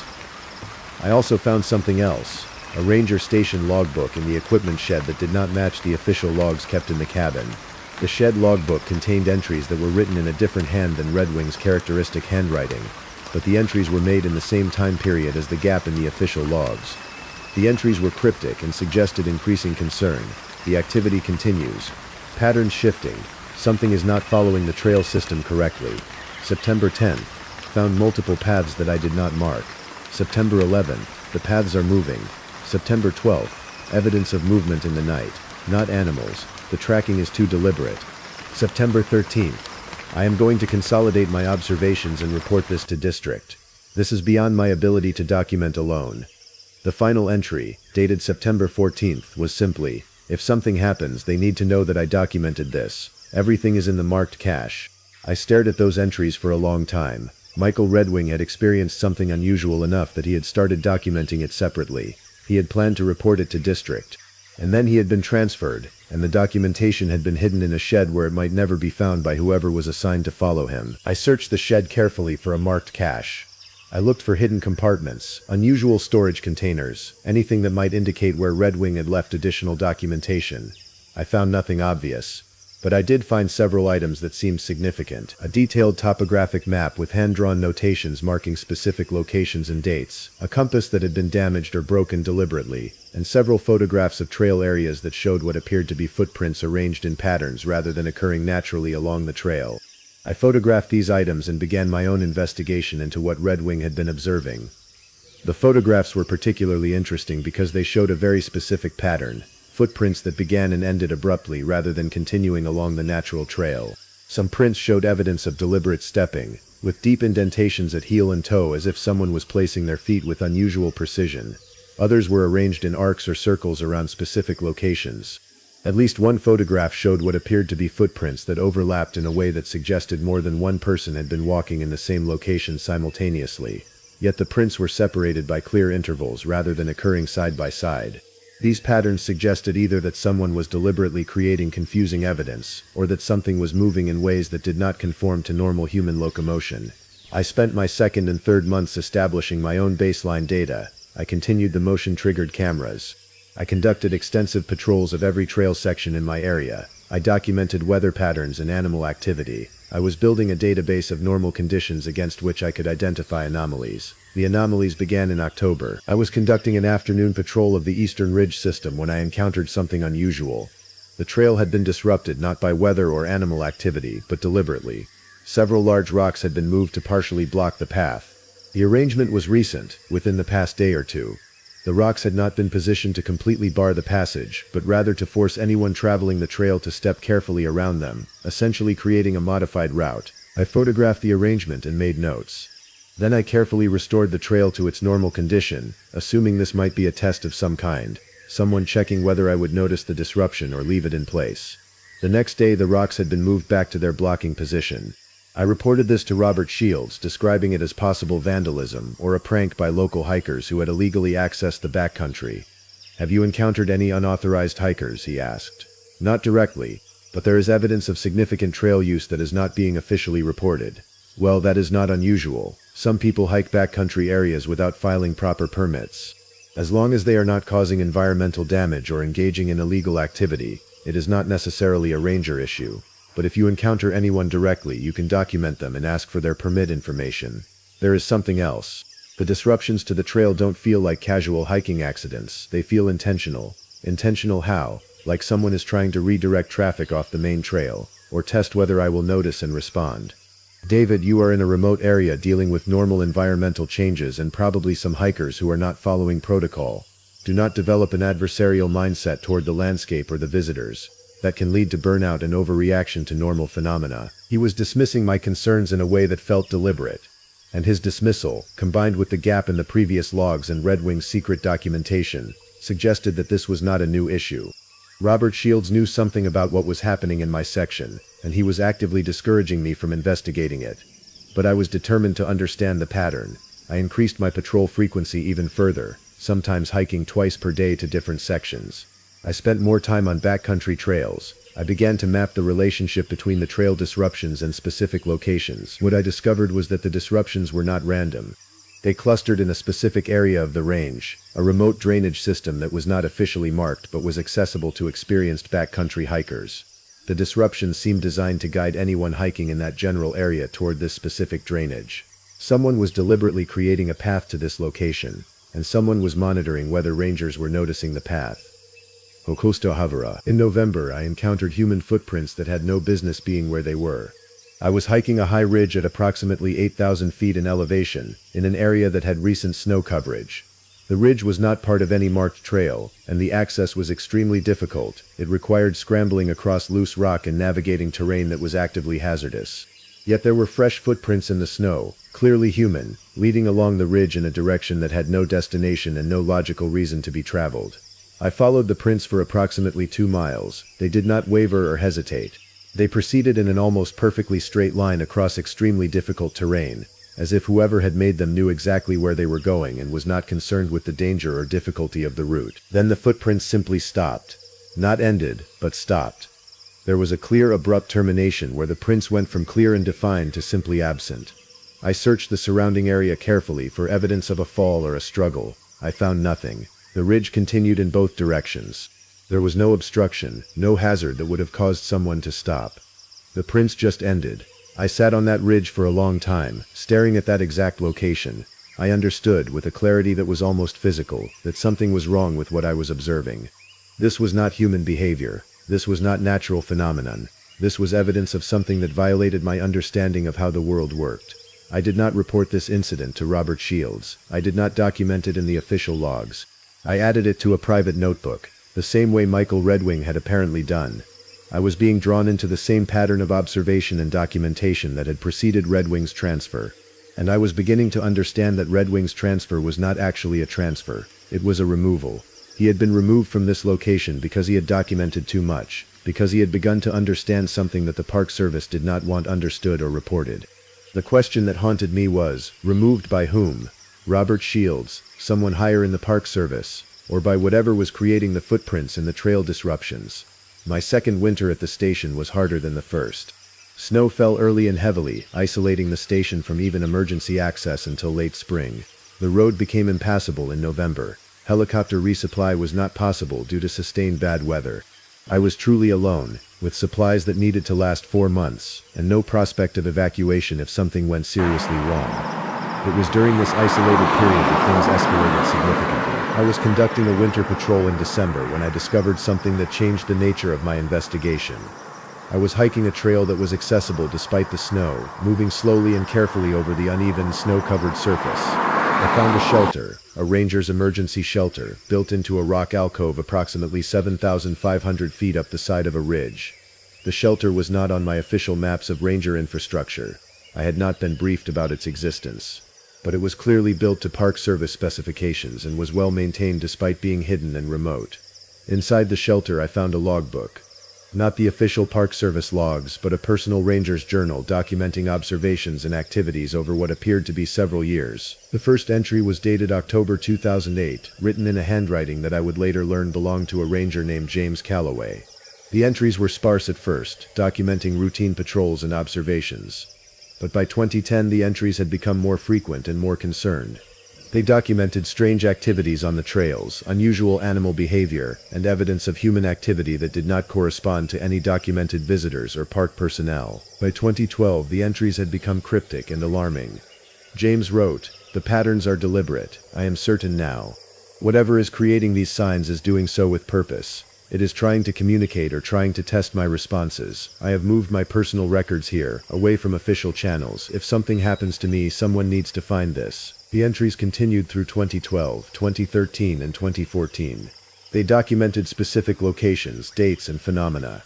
They described encounters with what appeared to be footprints that could not be explained, trails that seemed to shift and change, and a pervasive sense of being observed in a location that should have been completely isolated. The final entry was dated August 2014. "I have decided to move to the lower station. I cannot stay here anymore. Whatever this is, it knows I am here, and it is getting closer. I am documenting everything, and I am going to leave this record where it can be found. If the Park Service will not acknowledge what is happening, then at least there will be evidence that someone was aware of it." There were no more entries after August 2014. But James Calloway had disappeared from his lower station assignment in September 2014, according to records that Robert Shields would later admit to when I confronted him directly about the history of this location. I had found the documentation of a pattern that went back more than a decade. Multiple rangers, separated by time and circumstance, had all experienced the same phenomena. All had attempted to document it. All had eventually been removed from the location, and I was the current ranger, following the same trajectory that had claimed the others. I took photographs of the journal entries and removed the logbook from the shelter. I intended to bring this evidence to someone outside the chain of command that had been managing the active suppression of information about this location. But the snow and isolation prevented me from leaving the station until late March, and by the time spring arrived and the roads became passable, I had experienced something that made the historical documentation seem almost quaint in comparison. It happened on a night in late February. I was at the ranger station, which had been my primary location since the snow had made backcountry patrolling extremely hazardous. I was reviewing the journal entries I had photographed, cross-referencing them with the limited information I had found about James Calloway and Michael Redwing. I was trying to construct a timeline and understand the pattern of removal and replacement. I heard a knock at the cabin door, not urgent or aggressive, but calm and measured. 3 knocks, evenly spaced. It was approximately 2 a.m. I was the only person for 20 miles in any direction. No one should have been able to reach the station, which was inaccessible by road and too remote for anyone to hike to in midwinter conditions. I did not answer. I stood inside the cabin, listening, trying to determine if the sound had actually occurred or if I had been experiencing fatigue-induced auditory hallucination. The knocking came again. 3 knocks, with the same precise spacing, and then a voice. "David, I need to talk to you about what you have found." The voice was male, calm, and sounded like it was coming from directly outside the door. But more disturbing than the voice itself was the fact that I recognized it. It sounded like Michael Redwing, based on the few voice recordings I had been able to access from official park training videos. "Who is there?" I called, though I knew I would receive no answer that would make sense. "I was you," the voice said. "I was exactly where you are now, with the same questions and the same determination to understand. And I am here to tell you what I discovered before I was taken away." "Where are you? How did you reach the station?" "I am everywhere on these trails now. I have been here for 3 years, but that is not the right way to describe it. I have been integrated into the system. I am part of the pattern, and you need to understand the pattern before you make the same mistakes I made." I opened the door carefully, weapon drawn, expecting to find either Michael Redwing's living body or nothing at all. What I found was neither. There was no one outside, but the snow around the cabin door showed no footprints, no evidence that anyone had walked to the location. The snow was pristine and undisturbed. "What do you want from me?" I asked aloud, though I knew I was speaking to something that had no physical presence. "To warn you, to tell you that the Park Service knows what is happening here. They have always known. They established protocols for managing it decades ago. New rangers come in, experience the phenomena, and are either removed quickly or they gradually become part of the system, unable to leave, unable to escape the pattern. Robert Shields has been managing this location for 8 years. Before him there were others. They are all aware. They are all complicit. Why? What is this? What is creating the patterns? That is the question I could not answer. That is why I am still here. The phenomena has its own logic and its own purpose, but I could not determine what that purpose is. I only know that it recognizes intelligence and responds to observation. The more you study it, the more present it becomes. The more documentation you create, the stronger its influence grows. The presence withdrew then. Not dramatically, but with a sense of gradual recession, like fog lifting from a landscape. The immediate sense of another consciousness at the cabin door faded. I closed the door and sat in the cabin, weapon on the table beside me, trying to process what had just occurred. I had experienced something that defied rational explanation. I had communicated with what appeared to be the conscious remnant of a person who was supposed to be alive and working in a different park assignment. And the message I had received suggested that the Park Service itself was complicit in covering up the true nature of this location. That message I am mentioning because it became the pivot point for everything that followed. I spent the remainder of that winter verifying what I had learned. I contacted through careful channels information about Michael Redwing and James Calloway. Both men were listed as active Park Service employees in their new assignments. Both were alive as far as the official records indicated, but neither responded to communications I attempted, and tracking down their current locations proved impossible. As spring approached and the road became passable, I made a decision. I was going to leave the station and take the documentation I had gathered to someone outside the Park Service administrative structure. I was going to contact a journalist or a researcher who could investigate the pattern without being subject to the same pressures and protocols that had been silencing rangers for decades. But on the morning I was preparing to leave, I found something that changed that plan. On the main trail leading out of my patrol section, approximately 5 miles from the station, I found a marker. It was a cairn, a stack of rocks arranged deliberately. But it was not a normal trail marker. The rocks were arranged with precision, and in the center of the cairn was an object, a ranger's badge and nameplate belonging to James Calloway. The badge was old and weathered, the nameplate was tarnished, but it was unmistakably the official Park Service identification of a ranger who had been working this location years earlier and had disappeared under circumstances that were never fully explained.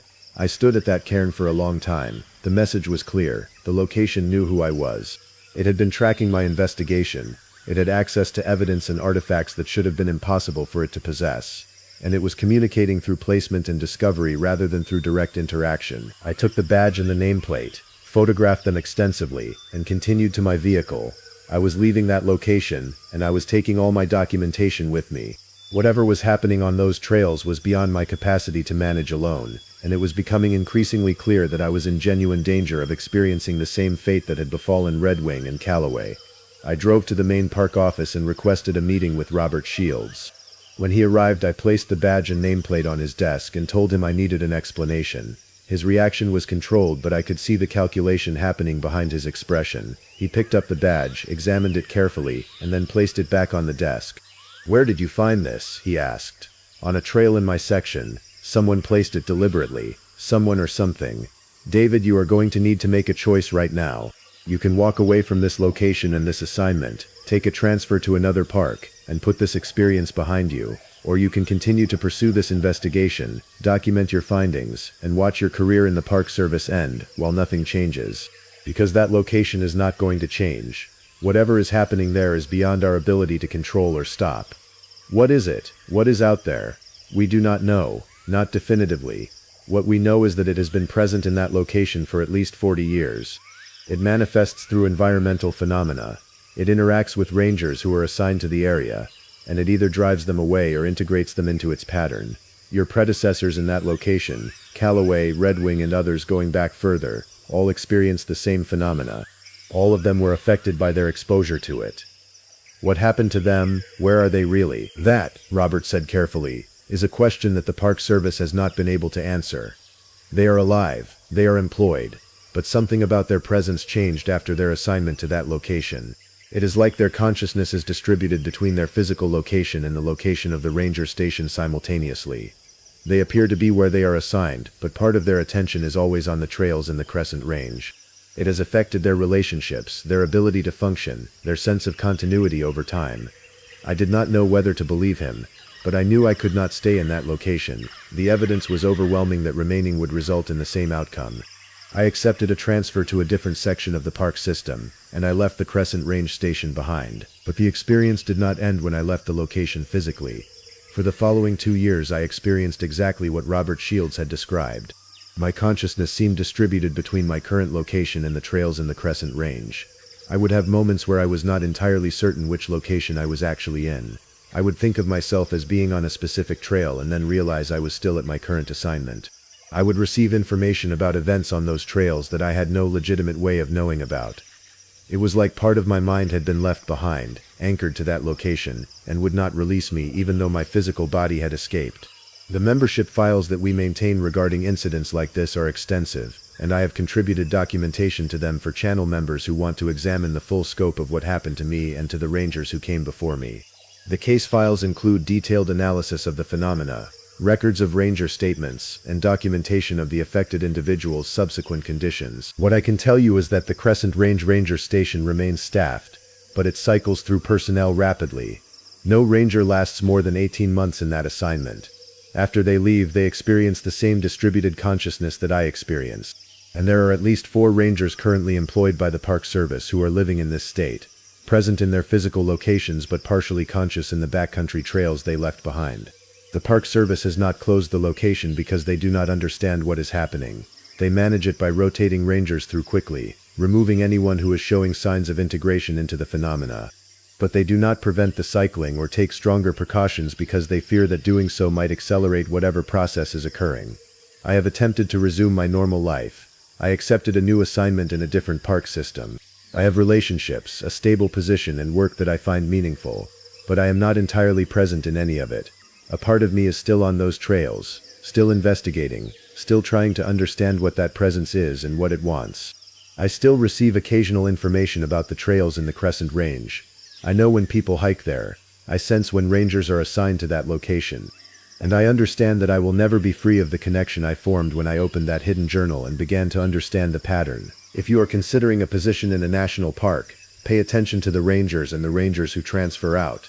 Ask about gaps in documentation and about locations that experience rapid personnel turnover. These are signs that something has been encountered that the institutional structure cannot properly acknowledge or address. And if you find yourself in a remote location and you begin to notice patterns that do not conform to normal environmental phenomena, do not do what I did. Do not investigate, do not document, do not try to understand. Because understanding is the mechanism through which the location claims you. I still have nightmares where I am standing on those trails, unable to leave, unable to return, existing in a space between presence and absence. And I know from the experiences of those who came before me that these are not entirely nightmares. They are moments of partial presence in the location I can no longer escape mentally, even though I escaped physically. That badge and nameplate I recovered are in a secure location. Occasionally I receive information suggesting that another artifact has been placed on the trails, waiting for another ranger to discover it. The pattern continues, the cycling continues, and the Crescent Range remains, as it has always been, a place where consciousness can be divided and distributed between the worlds of the living and the anomalous. I do not know if what haunts those trails is the accumulated presence of the rangers who came before me, or if it is something entirely different using their forms and voices to communicate. I only know that it is intelligent, purposeful, and it marks territory by drawing human consciousness into its space. And I know that if I had recognized the pattern earlier, I would have left immediately instead of waiting until I was already partially claimed. That is my warning. That is what I can offer to anyone who finds themselves in that location. The trails will seem normal at first. The phenomena will present itself incrementally. And by the time you understand what is happening, you will already be integrated enough that leaving will only move your body while leaving your mind behind. I stopped filing incident reports in 2021, which is the same year I understood that my job was not to protect the people who came to the mountains, but to keep them from learning what was actually there. That is not the official version of why I stepped back from active patrol work. The official version says I requested a transfer to administrative duties due to health concerns. The truth is that I was told, directly and quietly, to stop documenting what was happening on the trails I maintained, or my career would end. If you are planning any extended hikes in the North Cascades, share this with someone you trust, because the official trail reports are not complete, and that omission is deliberate. My name is Thomas Garrett, and I have been a United States Forest Service Ranger with the North Cascades National Park Complex for 19 years. I am trained in wilderness rescue, emergency medicine, wildlife management, and law enforcement. I carry a radio, a sidearm when necessary, and the authority to close trails, conduct investigations, and file official reports that are reviewed by supervisors, parks administration, and sometimes federal law enforcement, or at least I used to carry that authority. After what happened in the summer of 2021, my reports started being rejected, delayed or classified before I could see them go through. The North Cascades are approximately 505,000 acres of protected land in northwestern Washington. The terrain is steep, dramatic, prone to sudden weather changes, and populated by experienced hikers and climbers who understand risk. The mountains have killed people, avalanches, falls, exposure, hypothermia. That is the nature of climbing terrain.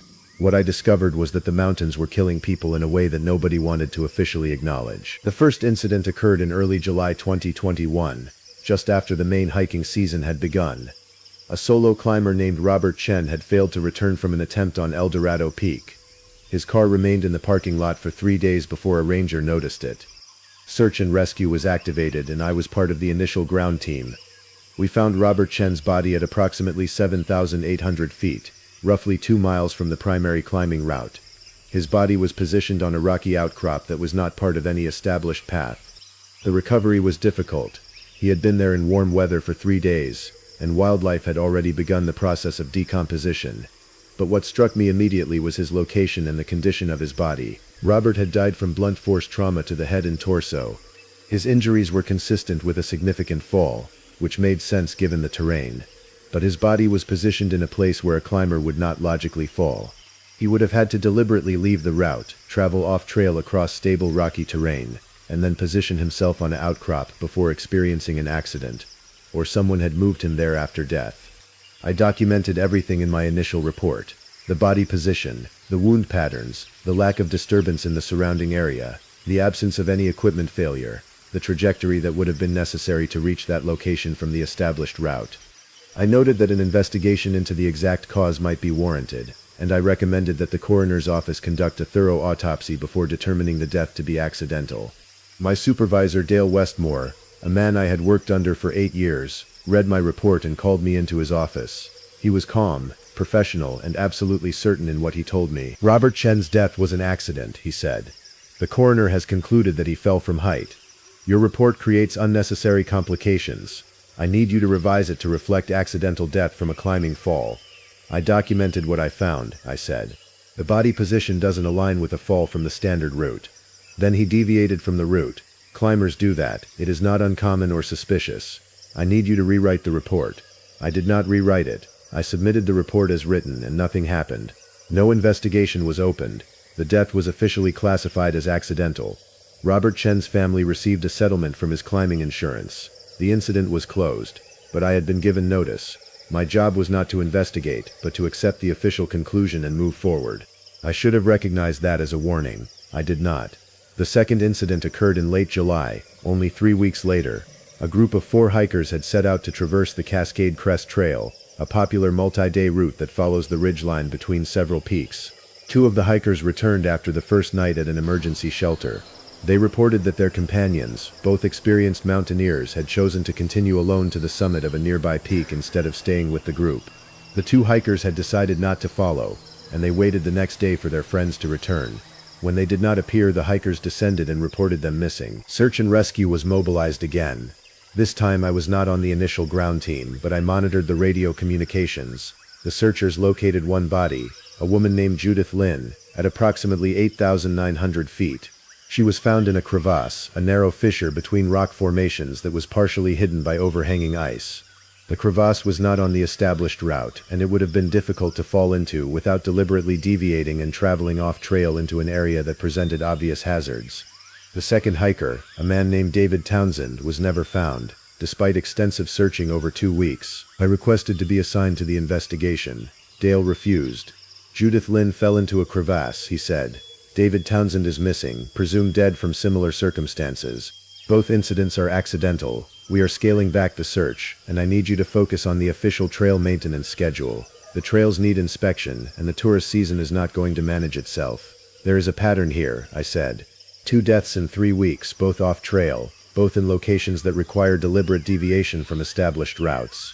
Wilderness is dangerous, Dale said. Climbers make mistakes. The pattern you are seeing is not meaningful. I need you to understand that, Thomas.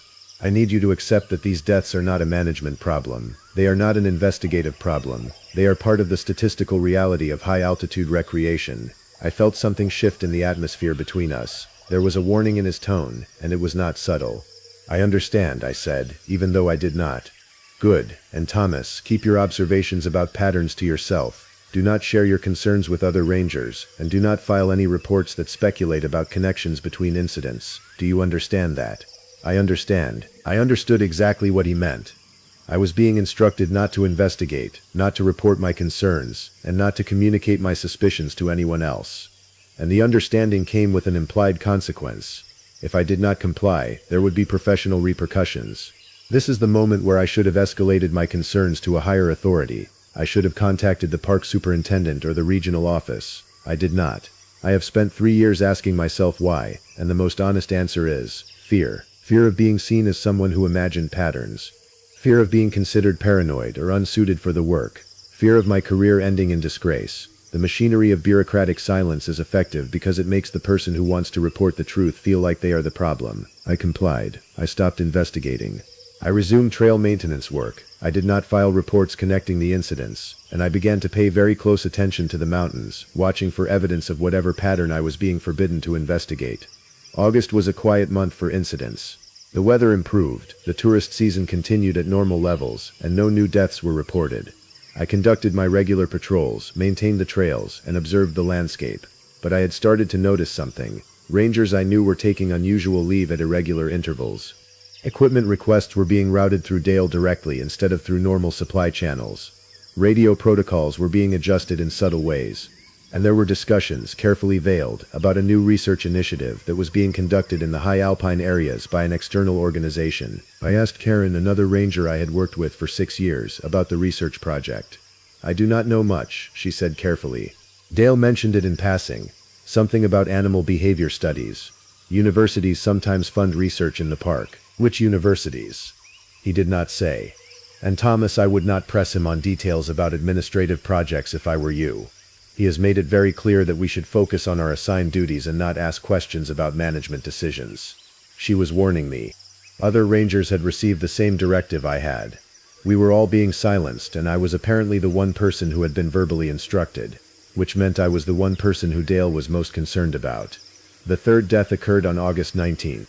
A solo hiker named Marcus Rodriguez had been reported missing when he did not return from a day hike to a moderate elevation lake. His family called the park emergency number after he did not arrive at their agreed-upon meeting point. Search and rescue found his body the next morning at approximately 6,200 feet, in an area that was adjacent to the official trail but not on it. He had died from exposure, He was severely hypothermic, despite the fact that it was August. The temperatures had been mild, and he was an experienced hiker with proper gear. I was not assigned to the recovery. Dale handled it personally, with minimal ground team involvement. By the time I learned about Marcus Rodriguez's death, the body had already been transported. The death had been classified as accidental, and the case was closed. I should have filed a report. I did not. I was being trained to accept silence as a professional requirement. But I started keeping my own records. In a notebook that I did not bring to work, I documented every piece of information I could gather about each incident. Timeline, location, weather, victim background, injury patterns, and anything else that seemed relevant. I did this in the evenings, alone at home, knowing that if anyone discovered the notebook, I would likely lose my job. I was also committing what probably amounted to a violation of my professional ethics by keeping unauthorized records and by pursuing an investigation that I had been explicitly told to abandon. I justified it as insurance, documentation of the truth, kept safe somewhere where Dale could not access it. If something happened to me, or if the pattern escalated to a point where it could no longer be hidden, I would have evidence. I did not yet understand what the pattern meant. I simply knew that 3 people had died in circumstances that did not fully align with the official explanations, and I had been ordered not to investigate further. That alone was enough to know that something was wrong. September arrived, and with it a slight shift in the atmosphere at the ranger station. There were new people working with Dale, men and women I did not recognize, who did not wear park ranger uniforms. They worked out of an office that had been temporarily set up in one of the back buildings. They conducted meetings with Dale behind closed doors. They reviewed maps and conducted their own patrols into the high alpine areas, and they were very deliberate about not acknowledging the presence of other rangers. I tried to find out who they were. Karen thought they might be a research team. Another ranger, Michael, suggested they might be from the Forest Service regional office. Dale offered no explanation, and when I asked directly, he told me it was not relevant to my duties. But their presence changed something. The atmosphere shifted from silence to active exclusion. Rangers were being assigned away from certain areas. Trail maintenance work in specific regions was being deferred. The high alpine sections that I would normally patrol in early fall were suddenly off limits due to personnel allocation. In mid-September, I was assigned to inspect and maintain the lower elevation trails, work that was less interesting, less challenging, and, I realized, less likely to bring me into contact with whatever was actually happening in the mountains. I was being sidelined. On September 24th, I made a decision that I should not have made. I requested a personal day and hiked into an area that I had not been assigned to work. It was an area adjacent to where Robert Chen's body had been found. I wanted to understand the geography, to see if there were clues I had missed or aspects of the situation that had not been included in the official report. The hike was approximately 6 miles up and back, taking me through dense alpine forest that gradually opened into rocky, exposed terrain at higher elevation. The weather was clear, the light was good, and I was careful to stay aware of my position. I had a radio, a GPS unit, and proper gear. I was not reckless, but what I found was disturbing enough that I nearly turned back. In the area where Robert Chen's body had been recovered, the terrain showed evidence of recent, extensive activity. I saw evidence of multiple people moving through the area, disturbed rock, compressed vegetation, and what appeared to be deliberate trail marking in the form of small rock cairns positioned to guide movement through the terrain. These markers were not official Forest Service markers. They were new, subtle, and positioned in a way that would direct someone away from the established route into the high alpine area where Chen's body had been found. Someone was deliberately creating a route to that location. Someone was marking a path that would guide hikers into that specific area, and that someone had done this after Robert Chen had died, which meant they were creating a route that might be used by others. I photographed the markers with my phone. I documented the coordinates, and I felt for the first time a genuine sense of fear about what was happening in these mountains. I descended quickly and drove directly to a public library with internet access. I researched the names of the people who had died: Robert Chen, Judith Lin, David Townsend, Marcus Rodriguez. I found their obituaries, their social media profiles, their professional backgrounds. I found nothing that connected them. They were from different parts of the country, different age groups, different professions. There was no obvious reason they would have been targeted by anyone, unless they had not been targeted for who they were but for being in the wrong place at the wrong time. I drove back to the ranger station and checked our archives for other reported deaths or missing persons going back several years. The records showed a consistent baseline, 1 to 3 incidents per year, consistent with the statistical reality of mountaineering accidents. But I noticed something. The incidents that had occurred in the past 2 years all seemed to cluster in specific regions during specific seasons. and the pattern seemed to be accelerating. 2 deaths in July and August this year, 3 in a single month. It was not random. The following morning I requested a meeting with Dale. I told him I wanted to discuss the possibility that the recent deaths might be related to a larger issue that needed investigation. I was going to be diplomatic, professional, and reasonable. I was going to present evidence in the form of documented locations and correlated incidents. I was going to be everything a good ranger is supposed to be. Dale listened to me for approximately 3 minutes, then he interrupted. Thomas, I am going to be direct with you. The people who are working with me in this facility are federal investigators. They are not here in any official capacity related to the National Park Service. Their work is confidential, and it does not involve the incidents you are concerned about. However, their work does involve ensuring that certain information does not become public or interfere with ongoing classified operations. Do you understand what I am telling you? No, I said. I do not understand what classified operations are happening in a national park. You do not need to understand. What you need to understand is that your interest in the incidents this summer is now counterproductive. The people who sent me here have noted your persistent focus on these matters, and they have requested that I relocate you to administrative duties. This is not a punishment, it is an operational necessity. I felt my face go cold. What do you mean they have noted my interest? Who are these people? People above my level, people who have the authority to make decisions about who works where in this park and others. Thomas, I like you. I do not want to see your career damaged, but you need to stop looking into things that you are not authorized to look into. That includes staying away from the areas where you found those markers yesterday. How do you know about that? Because you are being monitored. For your own protection as much as anything else. These people need to know that you are not going to become a problem. I stood up from his desk. I want to speak to the park superintendent. You are welcome to request a meeting, Dale said, but I would advise you against it. Raising these concerns with higher administration will only escalate the situation. These investigators have significant authority, and they do not appreciate interference. I left his office and walked to my patrol vehicle. I did not go back inside the ranger station. I drove home and I called the park superintendent, Timothy Lin. I requested an emergency meeting. His secretary told me he was unavailable, but she could schedule me for 2 weeks out. I was not going to wait 2 weeks. I spent the rest of the day trying to decide what to do. I had evidence of unauthorized trail marking. I had documentation of 4 deaths that seemed to follow a pattern. I had been told to stop reporting by my direct supervisor. And I had been informed that I was being monitored by some kind of federal investigators who were working on classified operations within the park. I could go to the media, I could contact a lawyer, I could post my findings online. Each of those options would likely end my career immediately, and possibly result in legal consequences for violating confidentiality agreements. Or I could comply with the directive and disappear into administrative work, becoming a non-problem for the people who wanted silence. That night I could not sleep. I sat in my living room and reviewed everything I had documented in my notebook. 4 deaths, a pattern of location and circumstance, trail markers that were being placed to guide people into specific high-altitude areas, and a set of unknown federal operatives who were conducting classified work in a national park and who wanted to ensure that nobody reported or investigated what was happening. What were they doing in these mountains? The only logical conclusion was that they were studying something. They were researching something. And that something was something that was killing hikers. The authorities knew about it, were allowing it to continue, and were actively working to prevent anyone from investigating or reporting it. I made a decision that morning. I would request transfer to administrative duties, not because Dale was ordering me to, but because I needed to understand why he was ordering it. Administrative work would give me access to records, to databases, to the planning documents that the investigators were using. It would give me position within the system to find information that I could not access as an active ranger. I was going to investigate from inside, using the cover of compliance. I sent an email to Dale requesting the transfer, citing burnout and a desire to work on planning projects.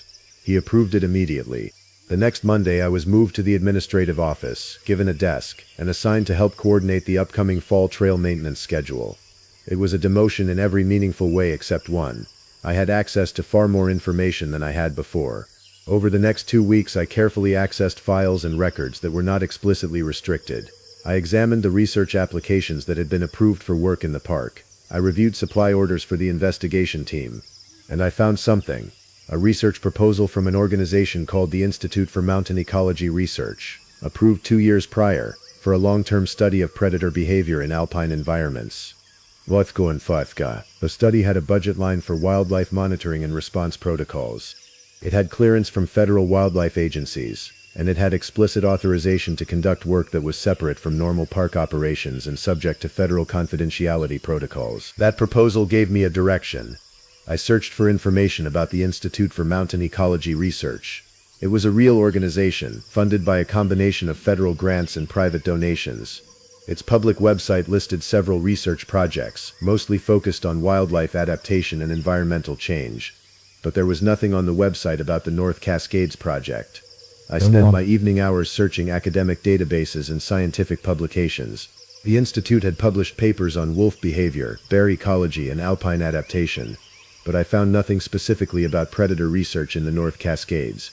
Whatever research was happening in these mountains was not being published or shared in the normal academic channels. That suggested one of two things. Either the research was preliminary and not yet ready for publication, or the research was finding something that the government did not want published. I was caught in a careful choice. I could escalate my concerns and risk losing my job and possibly facing legal consequences, or I could remain quiet and let whatever was happening in the mountains continue. I would submit to official silence because I wanted to understand the full scope of what was being hidden. 3 weeks into my administrative assignment, I received a visit from one of the investigators. His name was Stephen Park, and he was directly cordial. He brought coffee and sat in my cubicle like we were colleagues. "I wanted to check in with you personally," he said. "See how the transition to administrative work has been." "It has been fine," I said, carefully neutral. "Dale mentioned that you seemed resistant to accepting the decisions we have made regarding the incident investigations. I understand that must be frustrating. You are trained to investigate, to pursue evidence, to solve problems. Having that part of your job removed must feel like a limitation." "It does," I admitted. "I appreciate your honesty. The thing is, Thomas, you are clearly smart enough to understand that there are layers to this situation that go beyond park management. You are also smart enough to recognize that pressing on those layers is not going to end well for you. So what I want to propose is a different kind of arrangement." "What kind of arrangement?" "You stop looking into the incidents. You do your administrative work. You go home every night knowing that you have done your job and followed the rules. And in exchange I am going to give you partial information about what is actually happening in these mountains, so that you can understand why the silence is necessary." I should have refused. I should have recognized this as manipulation. But I was desperate to understand, and the offer to have partial transparency felt like a negotiation I could accept. "What is actually happening?" I asked. Stephen was quiet for a moment. "Do you know about the Cascade wolf population? Generally, they have been recolonizing the region for about 30 years. It is considered a conservation success. They have been recolonizing with unusual success," he said, "particularly in the alpine zones. Wolves that should have remained in lower elevations are establishing territories at altitudes where wolves historically have not been found, and they are behaving in ways that are not consistent with normal wolf ecology." "What do you mean, not consistent?" "They are hunting humans. Or at least they are not avoiding humans the way that wolves normally do. They are appearing in locations where hikers are present. They are following established hiking routes, and in a few cases they have made direct contact with hikers. Some of those hikers have died." I felt the room shift slightly. "You are saying that wolves are deliberately killing hikers." "I am saying that wolves are hunting humans in an alpine area where human predation by wolves is essentially unprecedented. We are trying to understand why, and we are trying to control the situation before it escalates into a public crisis." "Then why not alert the public? Why not close the trails?" "Because closing the trails is a temporary solution. The wolves are not going to leave. They are adapting to a new ecological niche, and that adaptation appears to be accelerating. If we announce that wolves are hunting humans in the Cascades, we will face a culling operation that will result in killing the entire wolf population in this region. We will lose decades of conservation work. And we will still not have solved the problem of human-wolf predation, because the behavior has already spread to multiple packs. So instead you are covering it up, letting hikers die. We are conducting research to understand the behavior while minimizing publicity and managing the risk. The deaths this summer were tragic, but statistically more people die from lightning strikes in the park than from wolf predation. We are taking precautions without destroying the conservation value of having wolves in these mountains." "That is not your decision to make," I said. "You are right, it is not. It is the decision of people at the federal level who understand the full complexity of the situation, and they have decided that the current approach is correct. So here is what I am going to ask. Work with us. Help us protect the park and the conservation goals by helping us understand the patterns. In exchange, I will ensure that you are not punished for your earlier investigation." He was offering me complicity.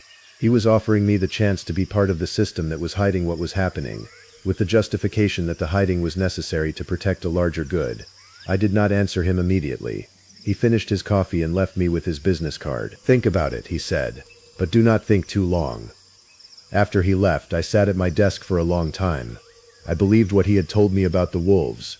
It explained the pattern of deaths. It explained the research project. It explained the need for secrecy, but it did not explain everything. It did not explain why the trail markers I had found were being used to guide hikers into the high alpine areas where wolves were hunting. It did not explain why the research team seemed to be actively monitoring hikers who entered certain areas. It did not explain the sense of deliberate intention I felt from the entire operation. I decided to do something I had been avoiding. I went to the archive and pulled the complete files on the 4 deaths, including the investigation notes and the autopsy reports. The files were not classified, but they were restricted to park personnel. The autopsy report for Robert Chen was comprehensive. He had died from blunt force trauma, consistent with a fall from height. But the report also noted evidence of predation. The body had been attacked by an animal, likely a wolf, after death. The coroner had noted this observation but classified it as post-mortem scavenging, not as indicative of the cause of death. Judith Lynn's report was similar. She had died from injuries consistent with a fall into a crevasse, but she had also been attacked post-mortem. The coroner noted that the injuries suggested the wolf attack had occurred shortly after death. David Townsend's body had never been found, so there was no autopsy. Marcus Rodriguez's death was the most disturbing. He had died from hypothermia, despite mild weather and appropriate gear, but his body showed signs of attack and predation as well.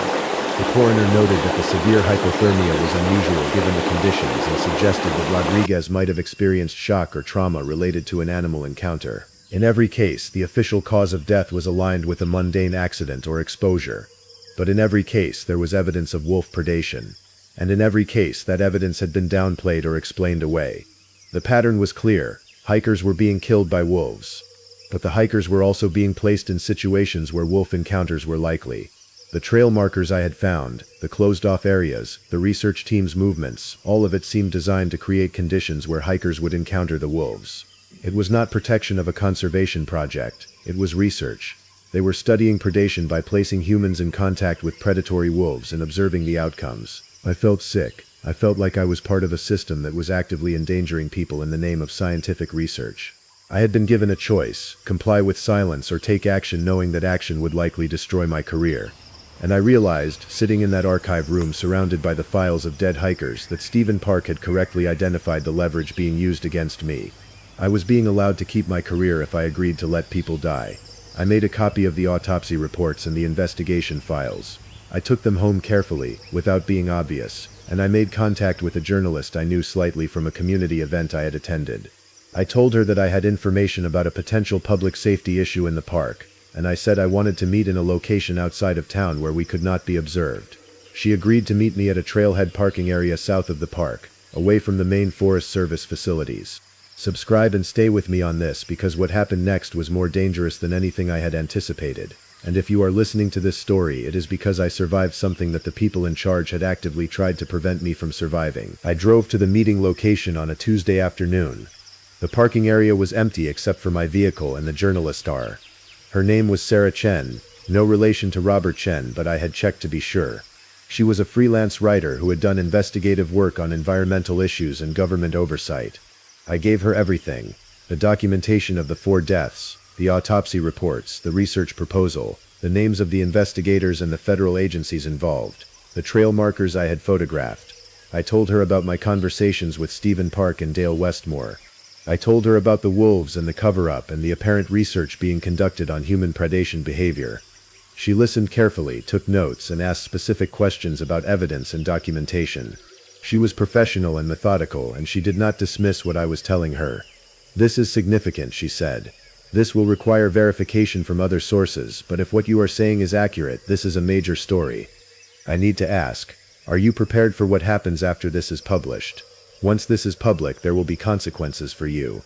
"I know," I said. "My career is over, but people need to know." "Yes, they do. But I also need to be honest with you. The government agencies involved will deny everything. They will say the deaths were accidents, that the trail markers were placed by hikers, that there is no organized research project, that there are no unusual wolf populations. The burden of proof will be on you and on me to substantiate every claim, and they will push back hard. What about the bodies, the autopsy reports? The autopsy reports will be reviewed and either confirmed or reinterpreted. The bodies have been buried or cremated, so there is no way to conduct independent verification. The evidence you have is documentation and your testimony. That is significant, but it is not airtight. I understood what she was saying. I had evidence, but the government had institutional power. The case would come down to credibility, and they had more power to control the narrative than I did. Do it anyway, I said. Tell the story. Sarah told me she would need a few weeks to conduct her own research and reach out to sources who might corroborate the story. She would contact government agencies for comment before publishing. She would be thorough. I left the parking area feeling simultaneously relieved and terrified. I had handed off the problem to someone else, but I had also set in motion a sequence of events that would not end well for me. I drove back to my apartment and waited. I did not return to work. I called in sick, and I took every day of personal leave I had accumulated. I worked on expanding my documentation, creating as comprehensive a record as I could of everything that had happened, and I prepared myself for the possibility of losing my job, facing legal action or worse. 3 days after my meeting with Sarah, Stephen Park showed up at my apartment. He was not alone. He had 2 other men with him, and they all looked significantly less cordial than Stephen had been at our previous meeting. "Thomas," he said, "we need to talk about what you have done."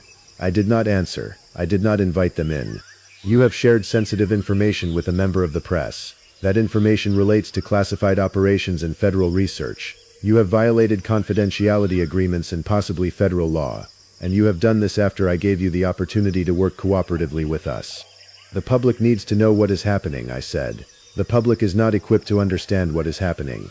The public does not have the context or the expertise to interpret complex ecological and research data. What the public will do is panic, demand action, and sabotage years of important conservation work. The public deserves to know that they might die on these trails. Thousands of people hike these trails every year. A handful have died. The statistical risk is minimal, and more importantly, the number of deaths is going to decrease as we understand the wolf behavior better. This research is saving lives. What you have done is going to result in the opposite. That is not true, and you know it. This is not about conservation. This is about studying predation behavior on human subjects." Stephen stepped closer to me. "Thomas, I am going to give you one more chance to do the right thing. Call the journalist. Tell her you were mistaken. Tell her that you have misinterpreted evidence. Make this go away. No, then I am going to make you go away. Not in the way you think. No dramatic action. Just professional and personal consequences that will ensure that nobody ever trusts anything you say ever again. We will release the therapy notes your ex-wife mentioned to us. We will ensure that every job application you make in the future, every background check, every reference is flagged with information about your mental health history and your unreliability. We will make you unemployable. We will destroy your credibility so thoroughly that even if you continue to try to tell this story, nobody will listen." He was threatening me with institutional destruction, and I realized with absolute clarity that he had the power to do exactly what he was saying. And then he continued, "We will ensure that the journalist understands that continuing to pursue this story will result in similar professional consequences for her. We will not stop her from publishing. Free speech protects her. But she will understand that continuing to work on stories like this will end her career as well." He was offering me one final choice: silence in exchange for being left alone, or continued resistance in exchange for the systematic destruction of everything I had worked for and everything the journalist was trying to accomplish. "I need time to think," I said. "You have until tomorrow," he said. "After that the option disappears." They left, and I called Sarah immediately. "Do not meet with me," I said. "They know about our contact." "Okay. Who are they?" "Federal investigators. They know what you are doing. They are going to offer you the same choice they offered me. Stop the story, or they destroy your career." "Let them try," she said. "I have already filed the story with my editor. It will publish regardless of what they do." I felt a complicated mixture of relief and dread. The story was going to come out. The truth was going to be public. But the people who had shared that truth with her were going to pay significant professional costs. I spent that night preparing for consequences. I updated my personal documentation. I prepared a letter to the park superintendent and to the regional forestry office, detailing everything that had happened. I created digital copies of all the files Sarah had received and distributed them to cloud storage that would be difficult for anyone to access or delete. I was not going to make it easy for them to suppress the truth. The next morning, Stephen did not return. Instead, I received a phone call from Dale Westmore. Your employment with the National Park Service is terminated effective immediately. You are being removed from federal property due to violations of confidentiality agreements and misappropriation of classified documents. You are to surrender your ranger credentials, your radio, and any other federal property you may possess. Do you understand these terms? I understand, I said. You will be contacted by our legal team regarding potential civil liability. I advise you to hire an attorney. And Thomas, I want you to understand that this is not personal. This is simply a consequence of your decision to disregard clear directives. He hung up before I could respond. I was officially no longer a ranger. I was now a whistleblower facing potential legal action, possible prosecution, and the certain knowledge that my career in federal service was over. The following Monday, Sarah's story was published in a regional investigative publication. The headline read, "Federal Researchers Concealing Wolf Predation Deaths in National Park." The article detailed the 4 deaths, the research project, the trail markers, and the cover-up. She quoted me extensively and included documentation of the incidents. The response was immediate and comprehensive. The National Park Service issued a statement denying the allegations. The Institute for Mountain Ecology Research issued a statement denying that they conducted research on human predation. Federal wildlife agencies claimed that there was no evidence of unusual wolf predation in the region, and the investigation team, Stephen Park and his colleagues, was simply never mentioned officially, and they did not give comments to press. It was a textbook institutional denial. The truth was published, and the institutions involved responded by saying that the truth was false. But something changed after the article was published. Sarah received messages from other hikers who had encountered wolves in the high alpine areas. Close encounters, aggressive behavior, deliberate stalking. Rangers from other parks who had worked with the research team contacted her with similar stories of cover-ups and suppressed investigations. The story spread through social media and hiking communities, and it became a sustained narrative despite the official denials. The North Cascades Trail started to empty. Permit requests dropped by 70%. Tourism revenue in the nearby towns declined. Local businesses began pushing the federal government for answers. 2 weeks after the story was published, the park superintendent issued a new statement. The trails would be subject to expanded monitoring and controlled access to ensure visitor safety. Translation: they were going to implement restrictions and closures that would limit access while they maintained the research operation away from public visibility. I was vindicated in a technical sense. The truth was now public, even if much of the government was not directly admitting it. But I was also destroyed in a professional sense. I was facing potential legal action. My career was over, and the wolves were still in the mountains, still hunting, still being studied. I did not win. I simply chose to speak the truth and accept the cost. My employment termination is being contested, and I have an attorney working on potential wrongful termination claims. My story has become one of several similar cases involving government cover-ups and suppression of safety information. Sarah has gone on to publish additional investigative pieces related to environmental and federal oversight issues. The research team pulled out of the North Cascades approximately 6 months after the story broke. The trail markers disappeared. The unauthorized observers vanished. The area returned to something resembling normal, though the wolf population in the alpine zones remains elevated and their behavior toward hikers remains concerning. But the official policy has not changed. The Park Service does not publicly acknowledge the unusual wolf predation. There are no warnings posted on trail markers. No additional safety protocols have been implemented. The silence remains, because admitting the truth would require admitting that they had spent years concealing it. I no longer work as a ranger. I work in a different field, doing work that does not demand that I participate in institutional silence. And I made a choice. I could have kept my career by accepting the directive to keep quiet. I chose the truth instead, and I have spent 3 years understanding the cost of that choice. If you hike in the North Cascades, pay attention to the landscape. If you see markers that are not official trail markers, do not follow them. If you feel like you are being observed or monitored, trust that feeling.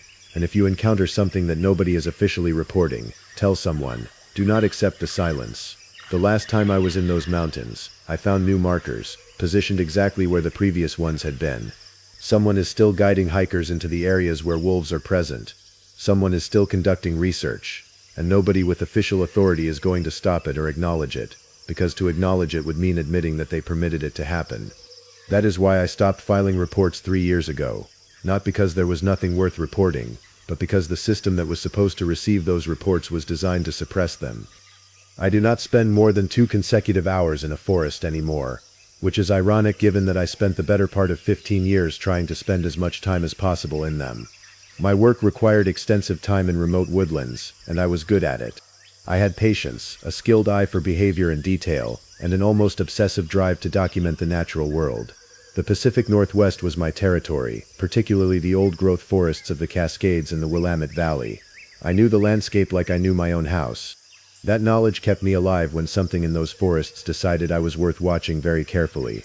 If you listen to stories about the woods while recognizing that something might be watching you from them, please share this with someone who needs to know that not all observers are animals. My name is Michael Thorne, and I am a wildlife photographer who specializes in behavioral documentation of large predators and apex species. I have published 3 books on mountain lion behavior, cougar ecology, and predator-prey dynamics in temperate forests.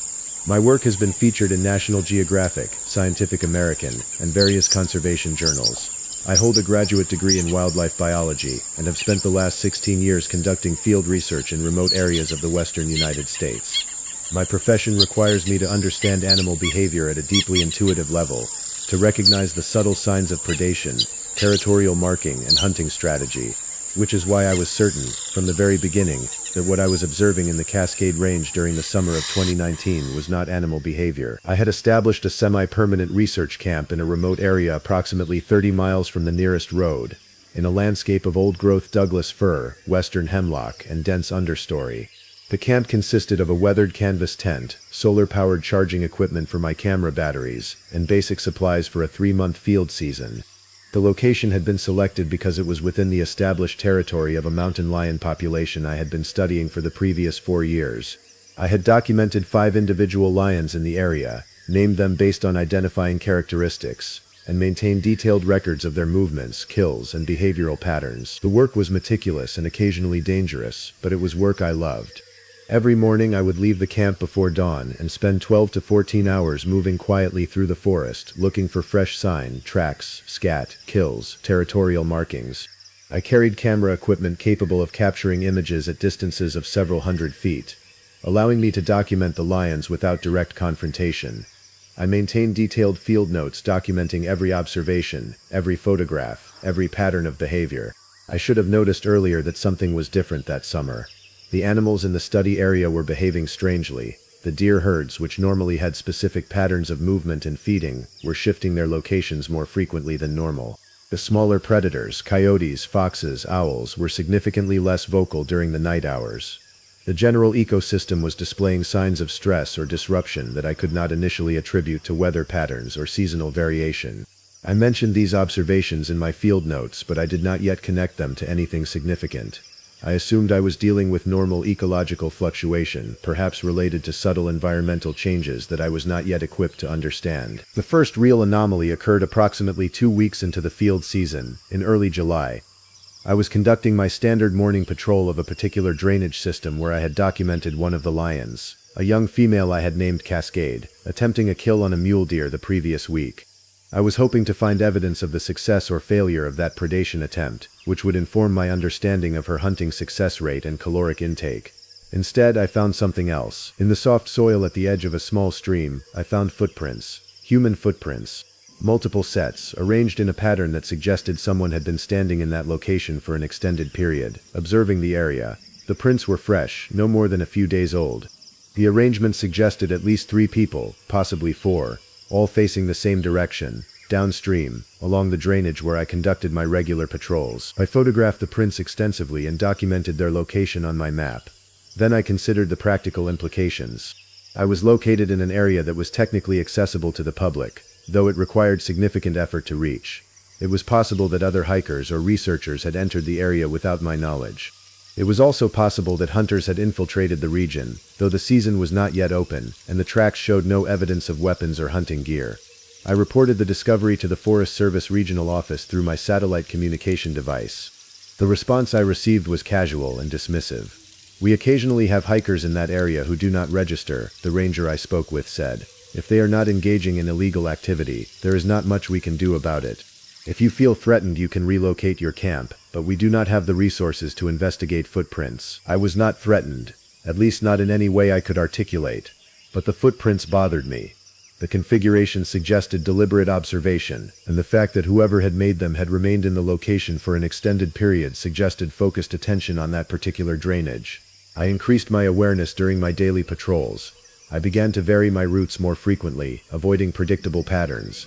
I paid closer attention to signs of human activity alongside the animal signs I was trained to observe. Within 3 days I found more footprints. This time they were in a different location, approximately 2 miles from the first set. Again, multiple people, facing a specific direction, standing in what appeared to be an observation position. These prints were fresher, possibly made within the past 24 hours. Someone was following me through the forest, or someone was following the same wildlife that I was tracking, or someone was attempting to observe me without my knowledge. The ambiguity of the threat was more unsettling than a clear danger would have been. I reported this to the Forest Service again, and received the same dismissive response. I contacted the Regional Wildlife Research Coordinator, a man named Dr. Raymond Hendricks, who I knew professionally from previous work. Ray's response was more thoughtful but still not alarming. Are the footprints consistent with someone trying to follow you specifically, or could they be following wildlife or just hiking? He asked.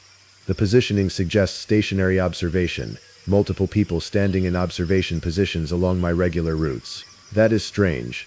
But hikers do that sometimes. They stop to look at views or to observe wildlife themselves. Without a direct threat or evidence of illegal activity, there is not much to be concerned about. Subscribe and stay with me on this, because what I was beginning to experience was something that defied the category of normal hiking or research activity, and I want you to share this with someone who understands that being observed in a remote forest can mean something very different from simple human curiosity. I decided to approach the problem methodically. I set up motion-triggered trail cameras at several of the locations where I had found the footprints. The cameras were designed to capture images of wildlife, but they would equally capture images of humans moving through the forest. I positioned them to cover the most likely approach routes and positioned myself to observe the locations from a distance without being detected. For 2 weeks, nothing unusual appeared in the camera footage. I documented several instances of actual wildlife: deer, a black bear, coyotes, but no humans. This seemed to contradict the evidence of the footprints. If people were moving through the forest, the cameras should have captured them. Unless whoever was moving through the forest was specifically avoiding the camera locations. Unless they understood where the cameras were and how to circumvent them. I moved the cameras. I set them up in new locations, positioned differently, designed to cover different approach angles. And within 3 days I found new footprints in locations that should have been captured on the cameras. But the new footage showed nothing. This was when I began to understand that something more was happening than simple human trespassing or observation. I increased my attention to direct sensory observation. I began to pay very close attention to my surroundings during my daily patrols. I noted when birds stopped calling, when the ambient sounds of the forest shifted, when I felt the quality of attention change around me, and I began to feel it. A sense of being observed from a distance. Not a constant presence, but periodic moments when my awareness would spike and I would have the absolute certainty that something was watching me from somewhere I could not see. The feeling would come and go, sometimes several times per day, sometimes absent for entire days. But it was consistent enough that I could not dismiss it as imagination or paranoia. I attempted to test the feeling by stopping abruptly on the trail and turning around quickly, hoping to catch whatever was observing me in a moment of unpreparedness. I never saw anything. There were no rustling sounds, no movement in the vegetation, no sign that anything was there.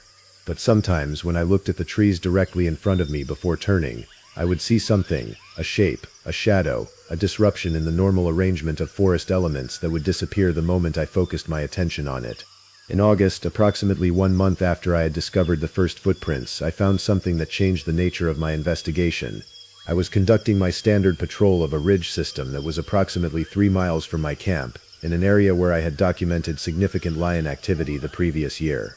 The forest here was particularly dense, with mature trees creating a closed canopy and reducing visibility to approximately 30 feet in most directions. I was moving carefully through the understory, watching for signs of recent kills or territorial markings, when I encountered something unusual. Someone had set up a temporary observation blind. It was constructed from branches and vegetation, positioned to overlook a small meadow where I knew the lions occasionally hunted. The blind was well made, clearly constructed by someone with experience in field research or hunting. It was large enough to accommodate multiple people, and it was positioned to provide an unobstructed view of my most frequent patrol routes. I photographed the blind. I examined it carefully without disturbing it. I documented its location and construction details. And I noted something particularly unsettling. There was human waste in the location, accumulated over what appeared to be weeks. Someone had not just been visiting this location occasionally. Someone had been maintaining a semi-permanent observation position at this spot, watching the forest and by extension watching me. I immediately contacted Ray Hendricks again and described what I had found. "This is more concerning," he said. "The observation blind suggests someone with research interest or hunting intent. Do you think they are there to study the same lions you are studying?" "Possibly, but the positioning and the duration of use suggest something different. They are not observing the lions. They are observing the area where I conduct my patrols. They are observing me." "Have you contacted the authorities?" "The Forest Service has been dismissive about it, but I think I need to now. Finding an observation blind changes this from trespassing into potential stalking." Ray agreed to help me contact the appropriate agencies. I filed a formal report with both the Forest Service and the local sheriff's department. The response was relatively swift. Within 2 days, a ranger and a sheriff's deputy arrived at my camp to investigate. They examined the observation blind, documented its construction, and took photographs. They expressed concern about the situation but were not alarmed. The deputy suggested that it was possible the blind had been constructed by a hunter preparing for the fall season, or by another researcher who was not affiliated with official institutions. Without direct evidence of illegal activity or a specific threat, their ability to take action was limited. They did advise me to be cautious and to consider relocating my camp if I felt unsafe. They also recommended that I check in with their office more frequently and maintain communication with my research institution about my activities. After they left, I spent the remainder of the day taking inventory of my situation. I had documented evidence of persistent human activity in my research area. I had experienced repeated sensations of being observed. I had found an observation blind position to monitor my movements. And despite reporting these findings to authorities, I had received only limited response and general advice about caution. I should have left at that point. I should have packed up my camp and exited the forest. Instead, I made the decision to continue my research and to expand my investigation into what was happening. I set up a more sophisticated surveillance system. I positioned additional trail cameras in areas I suspected the unknown observers were moving through. I began to maintain even more detailed notes about the times and locations where I experienced the sensation of being watched. I created maps showing the relationship between the observation blind, the footprint locations, my camp, and my patrol routes. What I was constructing was a detailed picture of a surveillance operation. Someone or multiple someones were conducting focused observation of my activities in the forest. The surveillance appeared to be organized, sophisticated, and persistent, and no authority figure I had contacted seemed particularly concerned about it. In mid-August, approximately 6 weeks into my field season, I experienced an escalation. I was returning to my camp at approximately 4 p.m., following my standard route through a familiar section of the forest. The weather was clear, and I had good visibility. I was not paying particular attention to my surroundings. I was tired from a long day of hiking and was thinking about the photographs I had captured and the field notes I needed to update. As I approached a particular area of forest approximately 1 mile from my camp, I became aware of movement to my right. Not the subtle movement of a small animal, but significant movement. Something large shifting through the vegetation. I turned toward the movement, expecting to see a deer or possibly a bear. Instead, I saw something disappear behind a large Douglas fir. The shape was humanoid. It moved with two-legged locomotion. It was roughly the size and proportions of a person. But it was moving with a fluidity that did not match human anatomy. The motion was sinuous, almost liquid, the way a large predator moves when it is moving at speed, and then it was gone. I approached the tree and searched the area carefully, but I found nothing. There were no footprints, no disturbed vegetation, no sign that anything had actually been there except my own certainty that I had seen something. I continued to my camp and documented the encounter in my field notes. I was shaking as I wrote, which I noted was a physiological response that I could not fully explain. I had encountered dangerous animals before. I had been in situations where my safety was compromised, but this was different. The thing I had seen was not behaving like an animal I recognized, and the possibility that it was a person moving within human fluidity was more disturbing than the possibility that it was something else entirely. That night I made a decision. I was going to attempt to photograph whatever was observing me in the forest. I would set up my camera equipment in a location where I was likely to encounter the observers, and I would attempt to capture images of them. If they were people, I would have documented evidence. If they were something else, I would have evidence of that as well. I spent the next 3 days preparing for this encounter. I reviewed my field notes and identified the locations where I was most likely to experience the sensation of being watched. I analyzed the patterns of the footprints I had found and attempted to determine movement routes and observation points. I positioned my camera equipment in what I calculated to be optimal locations, and I waited. On the fourth day of this active observation attempt, I experienced something that I have difficulty describing accurately. I was standing in a location approximately 1 mile from my camp, at a point where I had consistently felt observed. I was watching the forest around me, attempting to detect movement or signs of observation. What happened was this. I became aware of multiple presences in the trees around me. Not one observer, but many. I could sense them distributed around my location, positioned in the dense forest where they would be difficult to see but where they could see me clearly. I could not articulate how I knew they were there. There were no sounds, no movement, no obvious signs, but the awareness was overwhelming and absolute. The presences did not approach me, they did not make threats, they simply observed. And I understood, with a clarity that was almost physical, that they had been observing me consistently throughout my field season. Every patrol, every movement through the forest, every moment of vulnerability had been witnessed. I turned slowly, attempting to see at least one of them clearly. But they remained hidden. The moment my attention focused on a specific location, the presence there would shift or recede, leaving only the dense forest visible. I stood in that location for approximately 2 hours. During that time I felt the persistent attention of multiple observers. I was not in danger, at least not in any way that manifested as direct threat, but I was absolutely not alone. Eventually I walked back to my camp. The presences did not follow me, or at least they did not approach close enough that I could sense them directly. But I felt the quality of attention fade as I approached the camp, as if the observers had established some kind of perimeter that extended to approximately 1 mile from my location. That night I did something that I should have done weeks earlier. I began to systematically review all of the photographs I had taken during my field season. I was looking specifically for anomalies, shapes in the background, figures partially visible in vegetation, shadows that did not match the positions of the light sources. What I found was disturbing. In hundreds of my photographs there were figures visible in the forest behind the animals I was photographing. Sometimes they were distant, barely visible as silhouettes or shapes in the background. Sometimes they were closer, partially obscured by vegetation or distance. In some photographs there were multiple figures arranged in what appeared to be observation formations. I had been photographing the observers along with the wildlife I was documenting. Every photograph that showed evidence of their presence had been taken without my awareness that they were there, which meant they had been learning my patterns of observation. They knew where I pointed my camera and when. They positioned themselves accordingly. I was being documented by the same system I was using to document the forest. The surveillance was reciprocal. I spent that entire night reviewing photographs and creating a chronological map of the observer's presence and positioning. By the time dawn broke, I had documented visual evidence spanning the entire 3 months I had been in the forest. The evidence showed a coordinated, persistent surveillance operation conducted by what appeared to be multiple individuals. But the appearance was wrong. In the photographs where the figures were most clearly visible, they did not look entirely human. Their proportions were slightly off. Their posture was not quite human. And in several images, their movements appeared to blur or distort in ways that did not match the way human figures appear in photographs. I had a choice to make. I could gather my equipment and abandon the camp. I could exit the forest and report what I had discovered to authorities and to my research institution, or I could remain and attempt to make direct contact with what was observing me. I chose the third option, which was a mistake that I have spent the subsequent years attempting to understand and correct. I created a large visible message in a clearing near my camp.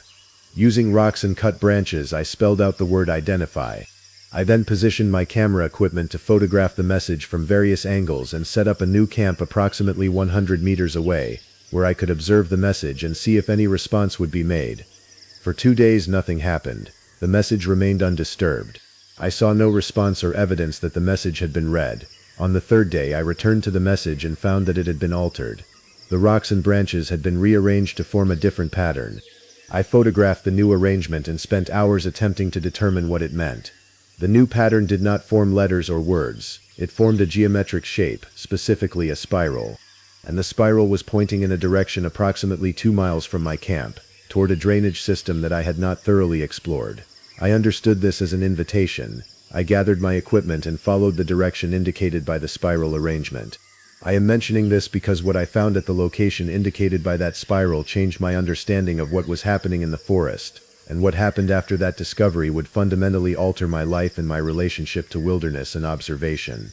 The location when I reached it after approximately 2 hours of hiking proved to be another observation blind, but this one was far more sophisticated than the first. It was constructed with careful attention to concealment, using natural materials to create what appeared to be a continuation of the forest itself. Inside the blind there was evidence of long-term occupation: bedding, food containers, water storage, and extensive documentation. The documentation consisted of photographs, thousands of them, arranged on handmade shelving. The photographs showed me every day of my field season, documented from angles that I did not take. Every moment of vulnerability, every time I was unaware, photographed and catalogued. There were also sketches and diagrams, appearing to be anatomical studies or behavioral analyses, and there were written notes, page after page, in a handwriting that was precise and methodical. I attempted to read the notes, but they were written in what appeared to be a hybrid language, partially English, partially symbols and pictographs that I did not recognize. The few sections of clear English provided fragments of meaning: observation protocols, learning patterns, replication study, response documentation. I was gathering this material to remove from the blind when I heard a sound behind me. I turned to find one of the observers standing at the entrance to the blind. In daylight, with full visibility, I could see the figure clearly. It was not human, or at least it was not entirely human. It had roughly humanoid proportions, standing approximately 6 feet tall. It was bipedal and had arms, hands, and a head. But the face was wrong. The features were present but arranged slightly incorrectly. The eyes were too large, the mouth was too wide, the proportions of the skull and jaw did not match human anatomy. The skin had a texture that seemed to shift in the light, appearing sometimes gray, sometimes with a greenish or brown tint that matched the forest environment. It was wearing something that might have been clothing or might have been integrated into its body structure. I could not determine which, and it was looking at me with what I can only describe as focused intelligence. I should have panicked. I should have fled. Instead, I found myself frozen, unable to move or react. The figure spoke. Its voice was not entirely outside my hearing range, but it was also not entirely within it. It seemed to occur partially in sound and partially in some other sensory mode that I could not quite identify. The words were English, but with an accent that was impossible to place. "You have learned to observe," it said. "This is correct. Observation is the first stage. Now you must learn to understand what you have observed." "What are you?" I managed to ask. "We are observers. We come to places where significant behavioral data is being generated. You are generating such data. We are studying your methods, your patterns, your responses. We are learning your way of understanding the natural world." "Why me? Why have you been following me?" "We did not choose you specifically. We chose this location. You came to this location with your equipment and your knowledge. We observed you observing. We learned from your learning. This is reciprocal study. What do you want from me now?" "We want you to understand that observation is never one-directional. When you place yourself in the natural world with the intention to study it, you become subject to study as well. You are not the observer. You are the observed. This is the knowledge we have come to teach." The figure then moved, or I lost consciousness. I cannot determine which.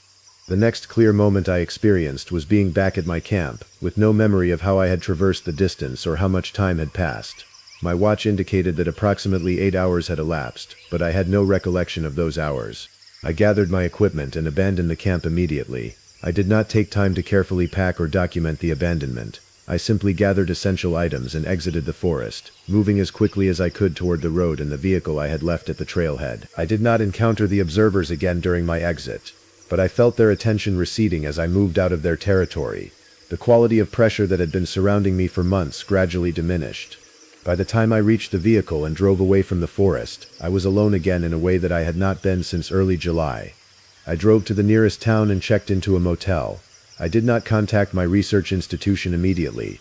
I did not contact the Forest Service or the local authorities. I spent 2 days in that motel room, attempting to process what I had experienced and determine what, if any of it, had actually occurred as I remembered it.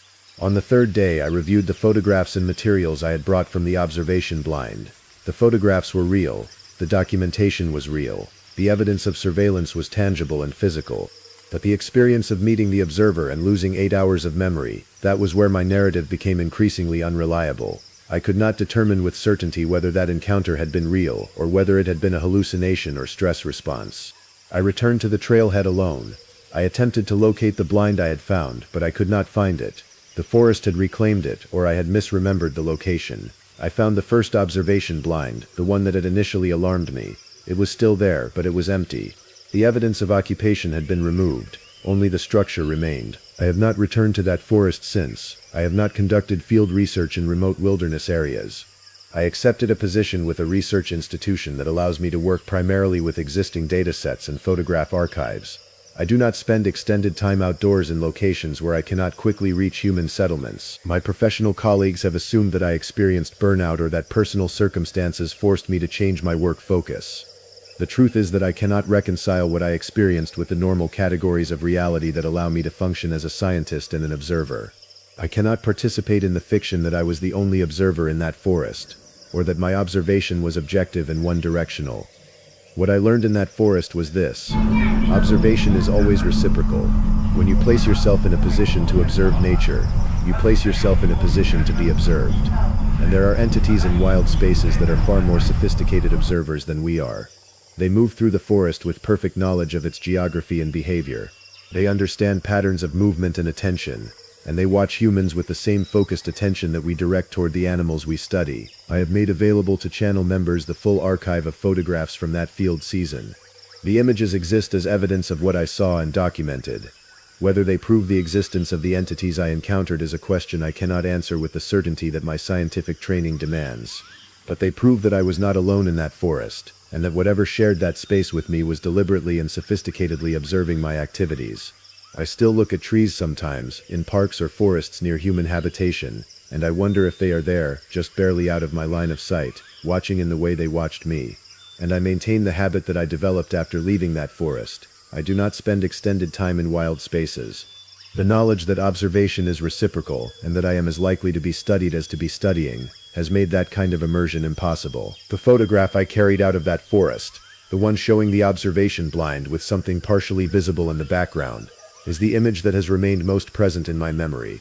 In that image you can see my equipment, the blind, and if you look closely at the shadows within the forest beyond the blind, you can see the suggestion of multiple shapes, waiting, observing, learning from my learning. To Harvard, that is what I left behind in the forest. And that is what remains there still, I suspect, observing anyone who enters with the intention to study the natural world, learning their methods, understanding their patterns, waiting for them to realize that they are not the only intelligent observers in the trees. I guide people through forests for a living, which means I understand shadows better than most people do. I know how light hits trees at different times of day. I know how shadows behave in fog and rain and full sun. I know how your own shadow moves with you, always connected, always matching your position. I also know that the shadows that followed our group through the forest 6 months ago did not follow any of those rules.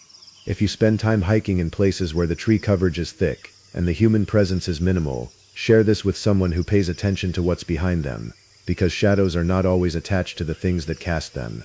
My name is James Hartley, and I have been a wilderness guide and outdoor education instructor for 23 years. I hold certifications in wilderness first aid, backcountry rescue, and environmental education. I have led approximately 300 hiking trips across the Pacific Northwest, primarily in the Cascade Range and the Willow Mountains.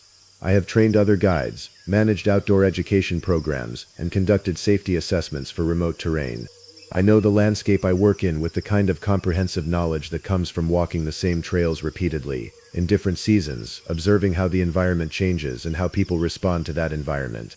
Which is exactly why I should have recognized earlier that something was deeply wrong with the shadows we encountered on that particular hike in late September. The trip was a 4-day backpacking expedition in a remote section of the Willow Mountains, commissioned by a private group of 4 individuals who wanted to experience high-altitude wilderness hiking.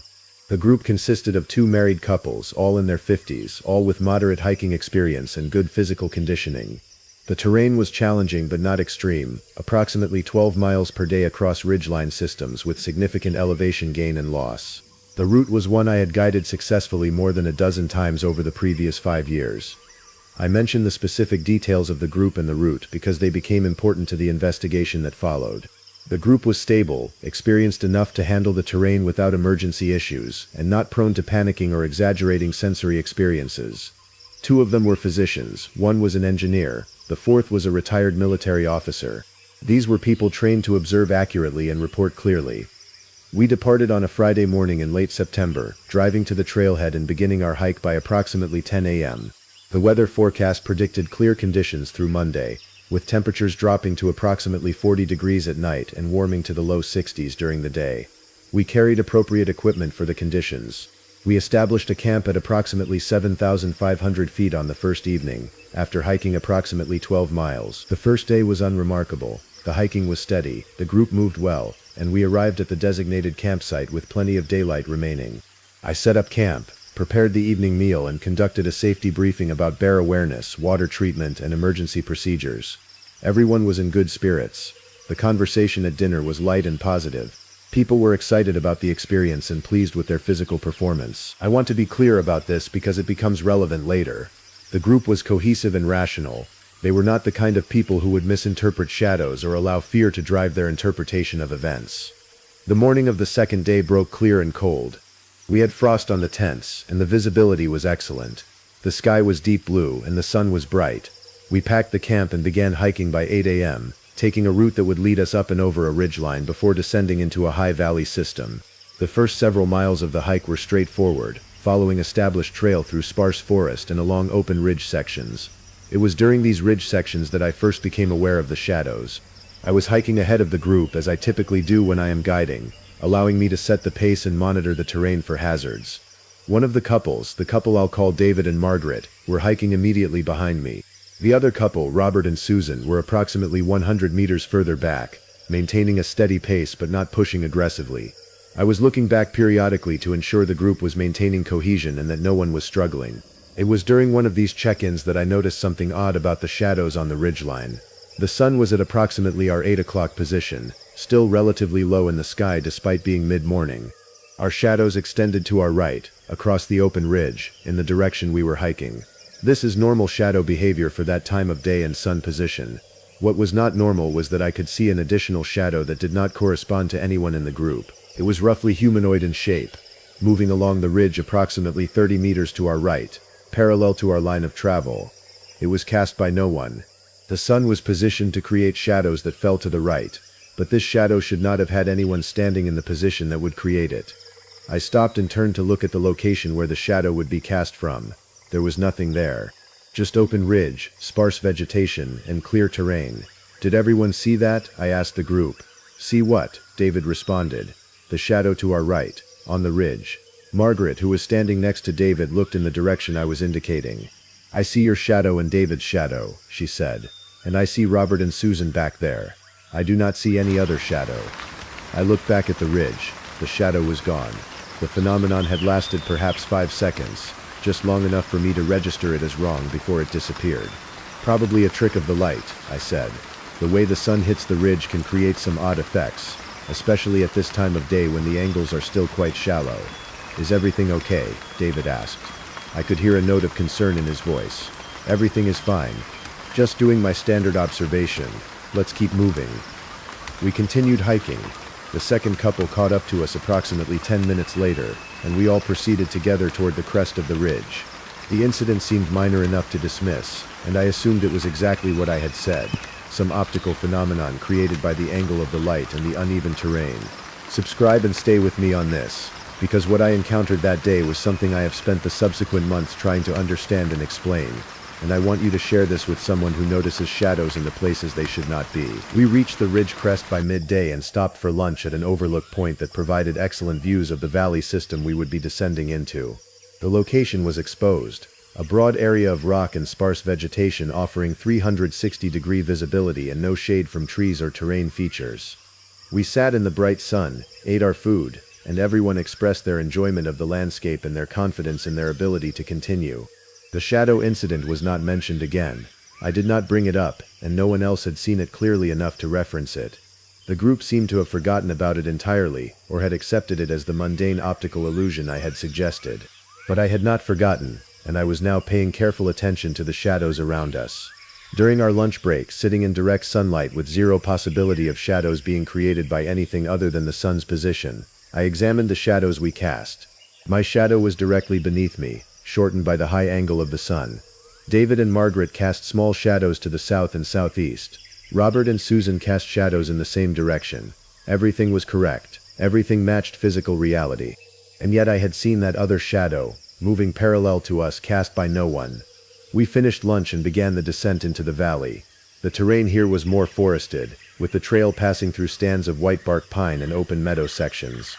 The vegetation provided occasional shade, and the angles of the light became more complex as we moved into areas where trees could block direct sunlight and create multiple shadow patterns.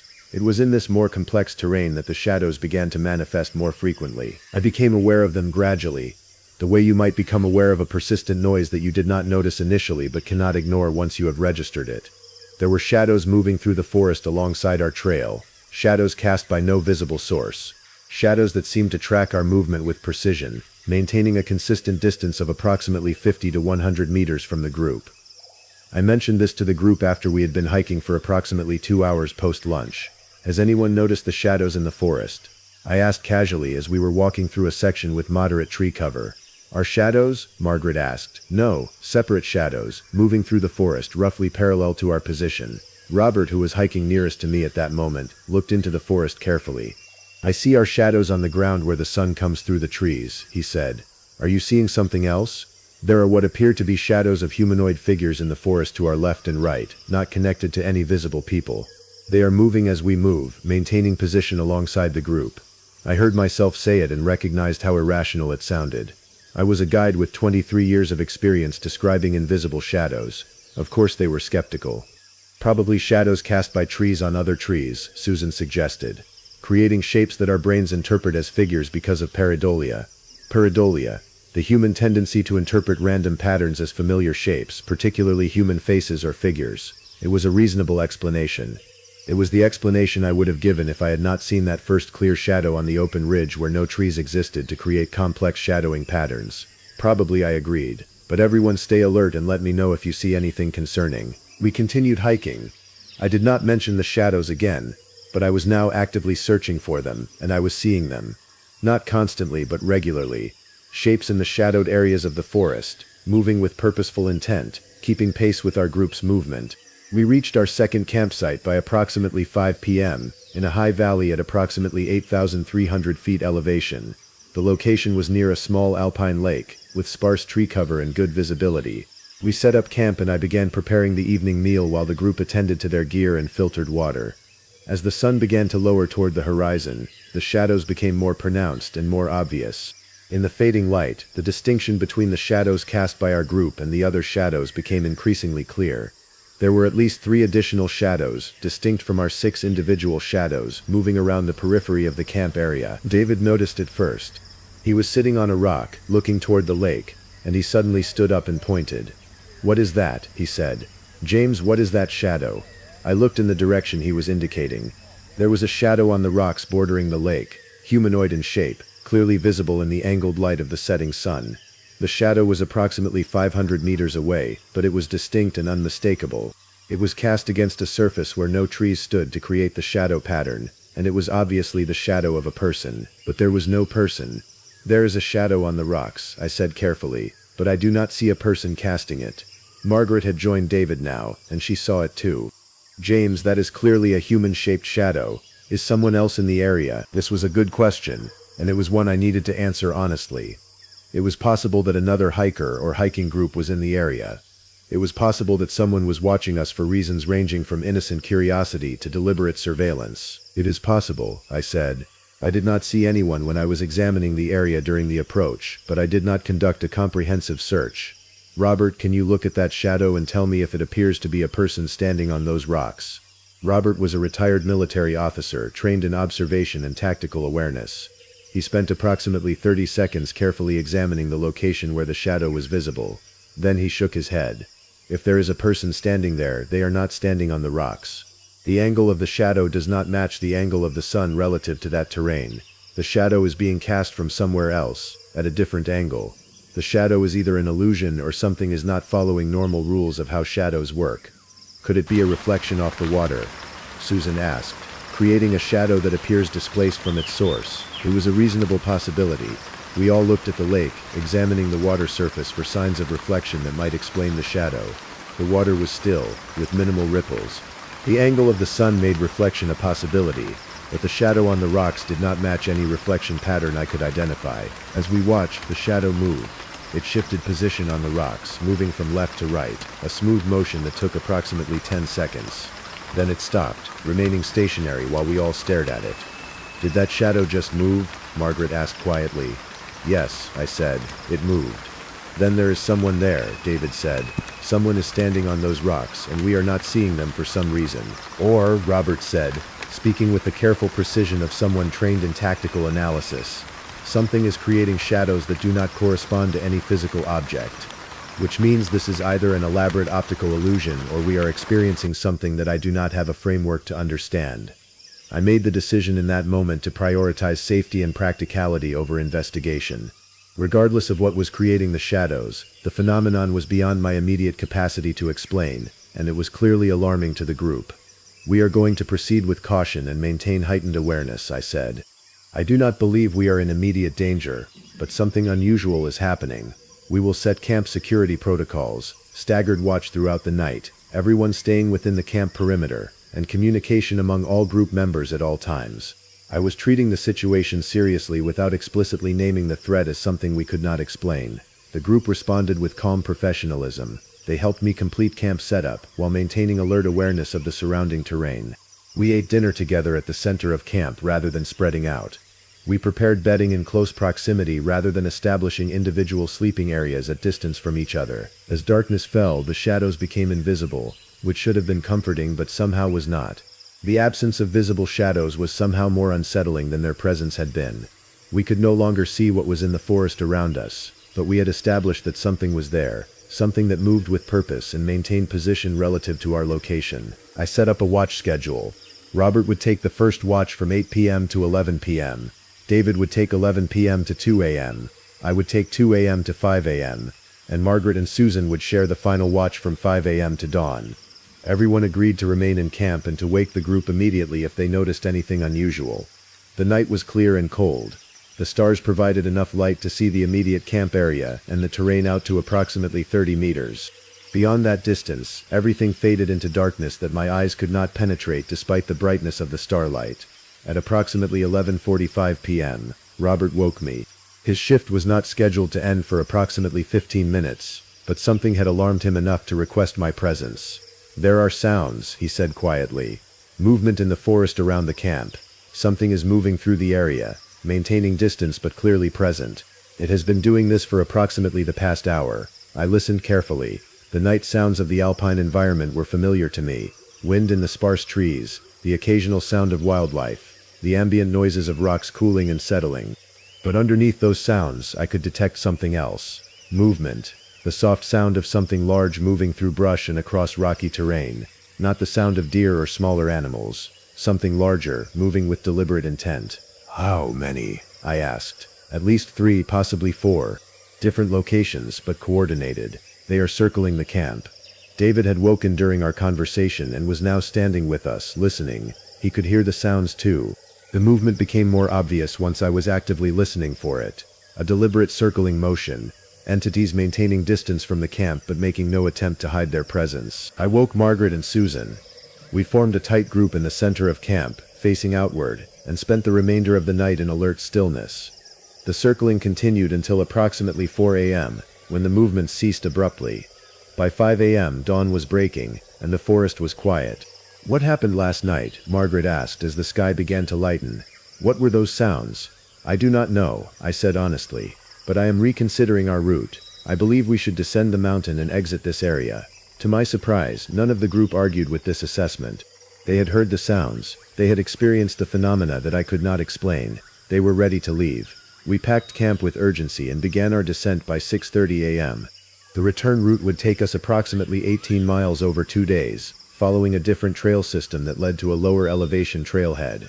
I was prioritizing speed and distance from the location where we had encountered the shadows and the circling entities. We hiked hard all day, covering approximately 15 miles. The pace was aggressive for a hiking group, and everyone was taxed by the effort, but no one complained. We were motivated by a shared understanding that we needed to leave that location.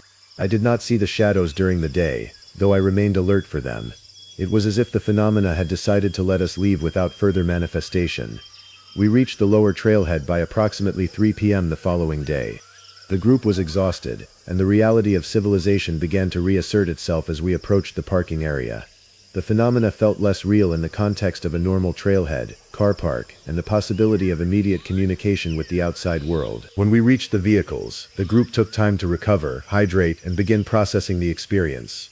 I had my certification cards in my vehicle, and I offered to document the incident in writing for each member of the group, providing a formal record of what we had experienced and when. The decision to cut the trip short required explanation to the group's insurance provider and to the local hiking community. I reported that I had identified potential wildlife activity in the area that suggested the need to vacate. I did not mention shadows or circling entities. I described it as a precautionary measure based on observable animal signs that suggested a predatory presence. The story was accepted without question. Wildlife activity is a legitimate reason to leave a hiking trip early, and my conservative approach was seen as appropriate professional judgment. But the incident did not end there. Over the following weeks, I conducted research into the terrain where we had encountered the phenomena.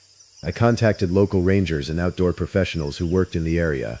I asked careful questions about unusual activity, unexplained shadows, or previous reports of similar phenomena. The responses were cautious and vague.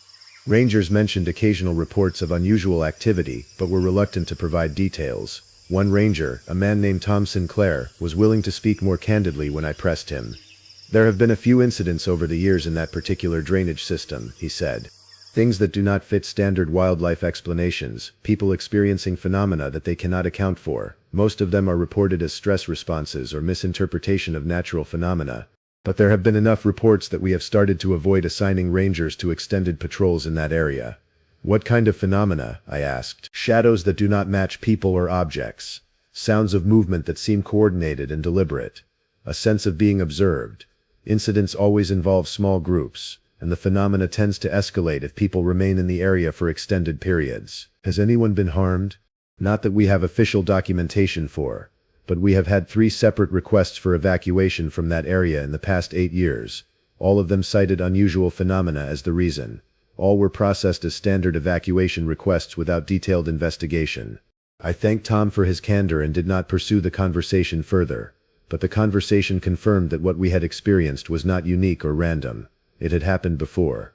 It had happened repeatedly enough that official land management agencies had noticed patterns and had adjusted their protocols in response. I have not guided a hiking trip in that specific area since that incident. I have also become considerably more cautious about assigning the label optical illusion to phenomena I cannot explain.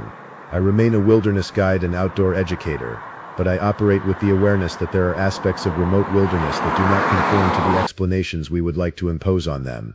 The full detailed account of the incident, including the specific locations, dates, and the names of the group members who agreed to participate in the record, is available to channel members who want to examine the complete documentation of what we experienced.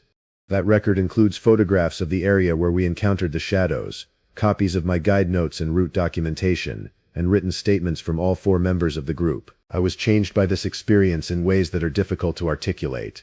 I understand now that a shadow does not necessarily originate from the object that appears to cast it. I understand that phenomena in remote wilderness can exceed the framework of explanation that my training provides. And I understand that there are places where the normal rules of how light behaves and how objects create shadows do not always apply. I still guide hiking trips. I still spend extended time in remote wilderness. But I do so with an awareness that I am not alone, and that the terrain I move through contains dimensions of reality that my ordinary senses may not fully perceive or accurately interpret. The shadows followed us because we were in their territory. Or perhaps they followed us because something was using shadows as a mechanism to communicate or to test our responses. Or perhaps they were simply there, manifestations of something that exists independent of my understanding or explanation. What I know for certain is that shadows in forests do not always correspond to the objects that should cast them.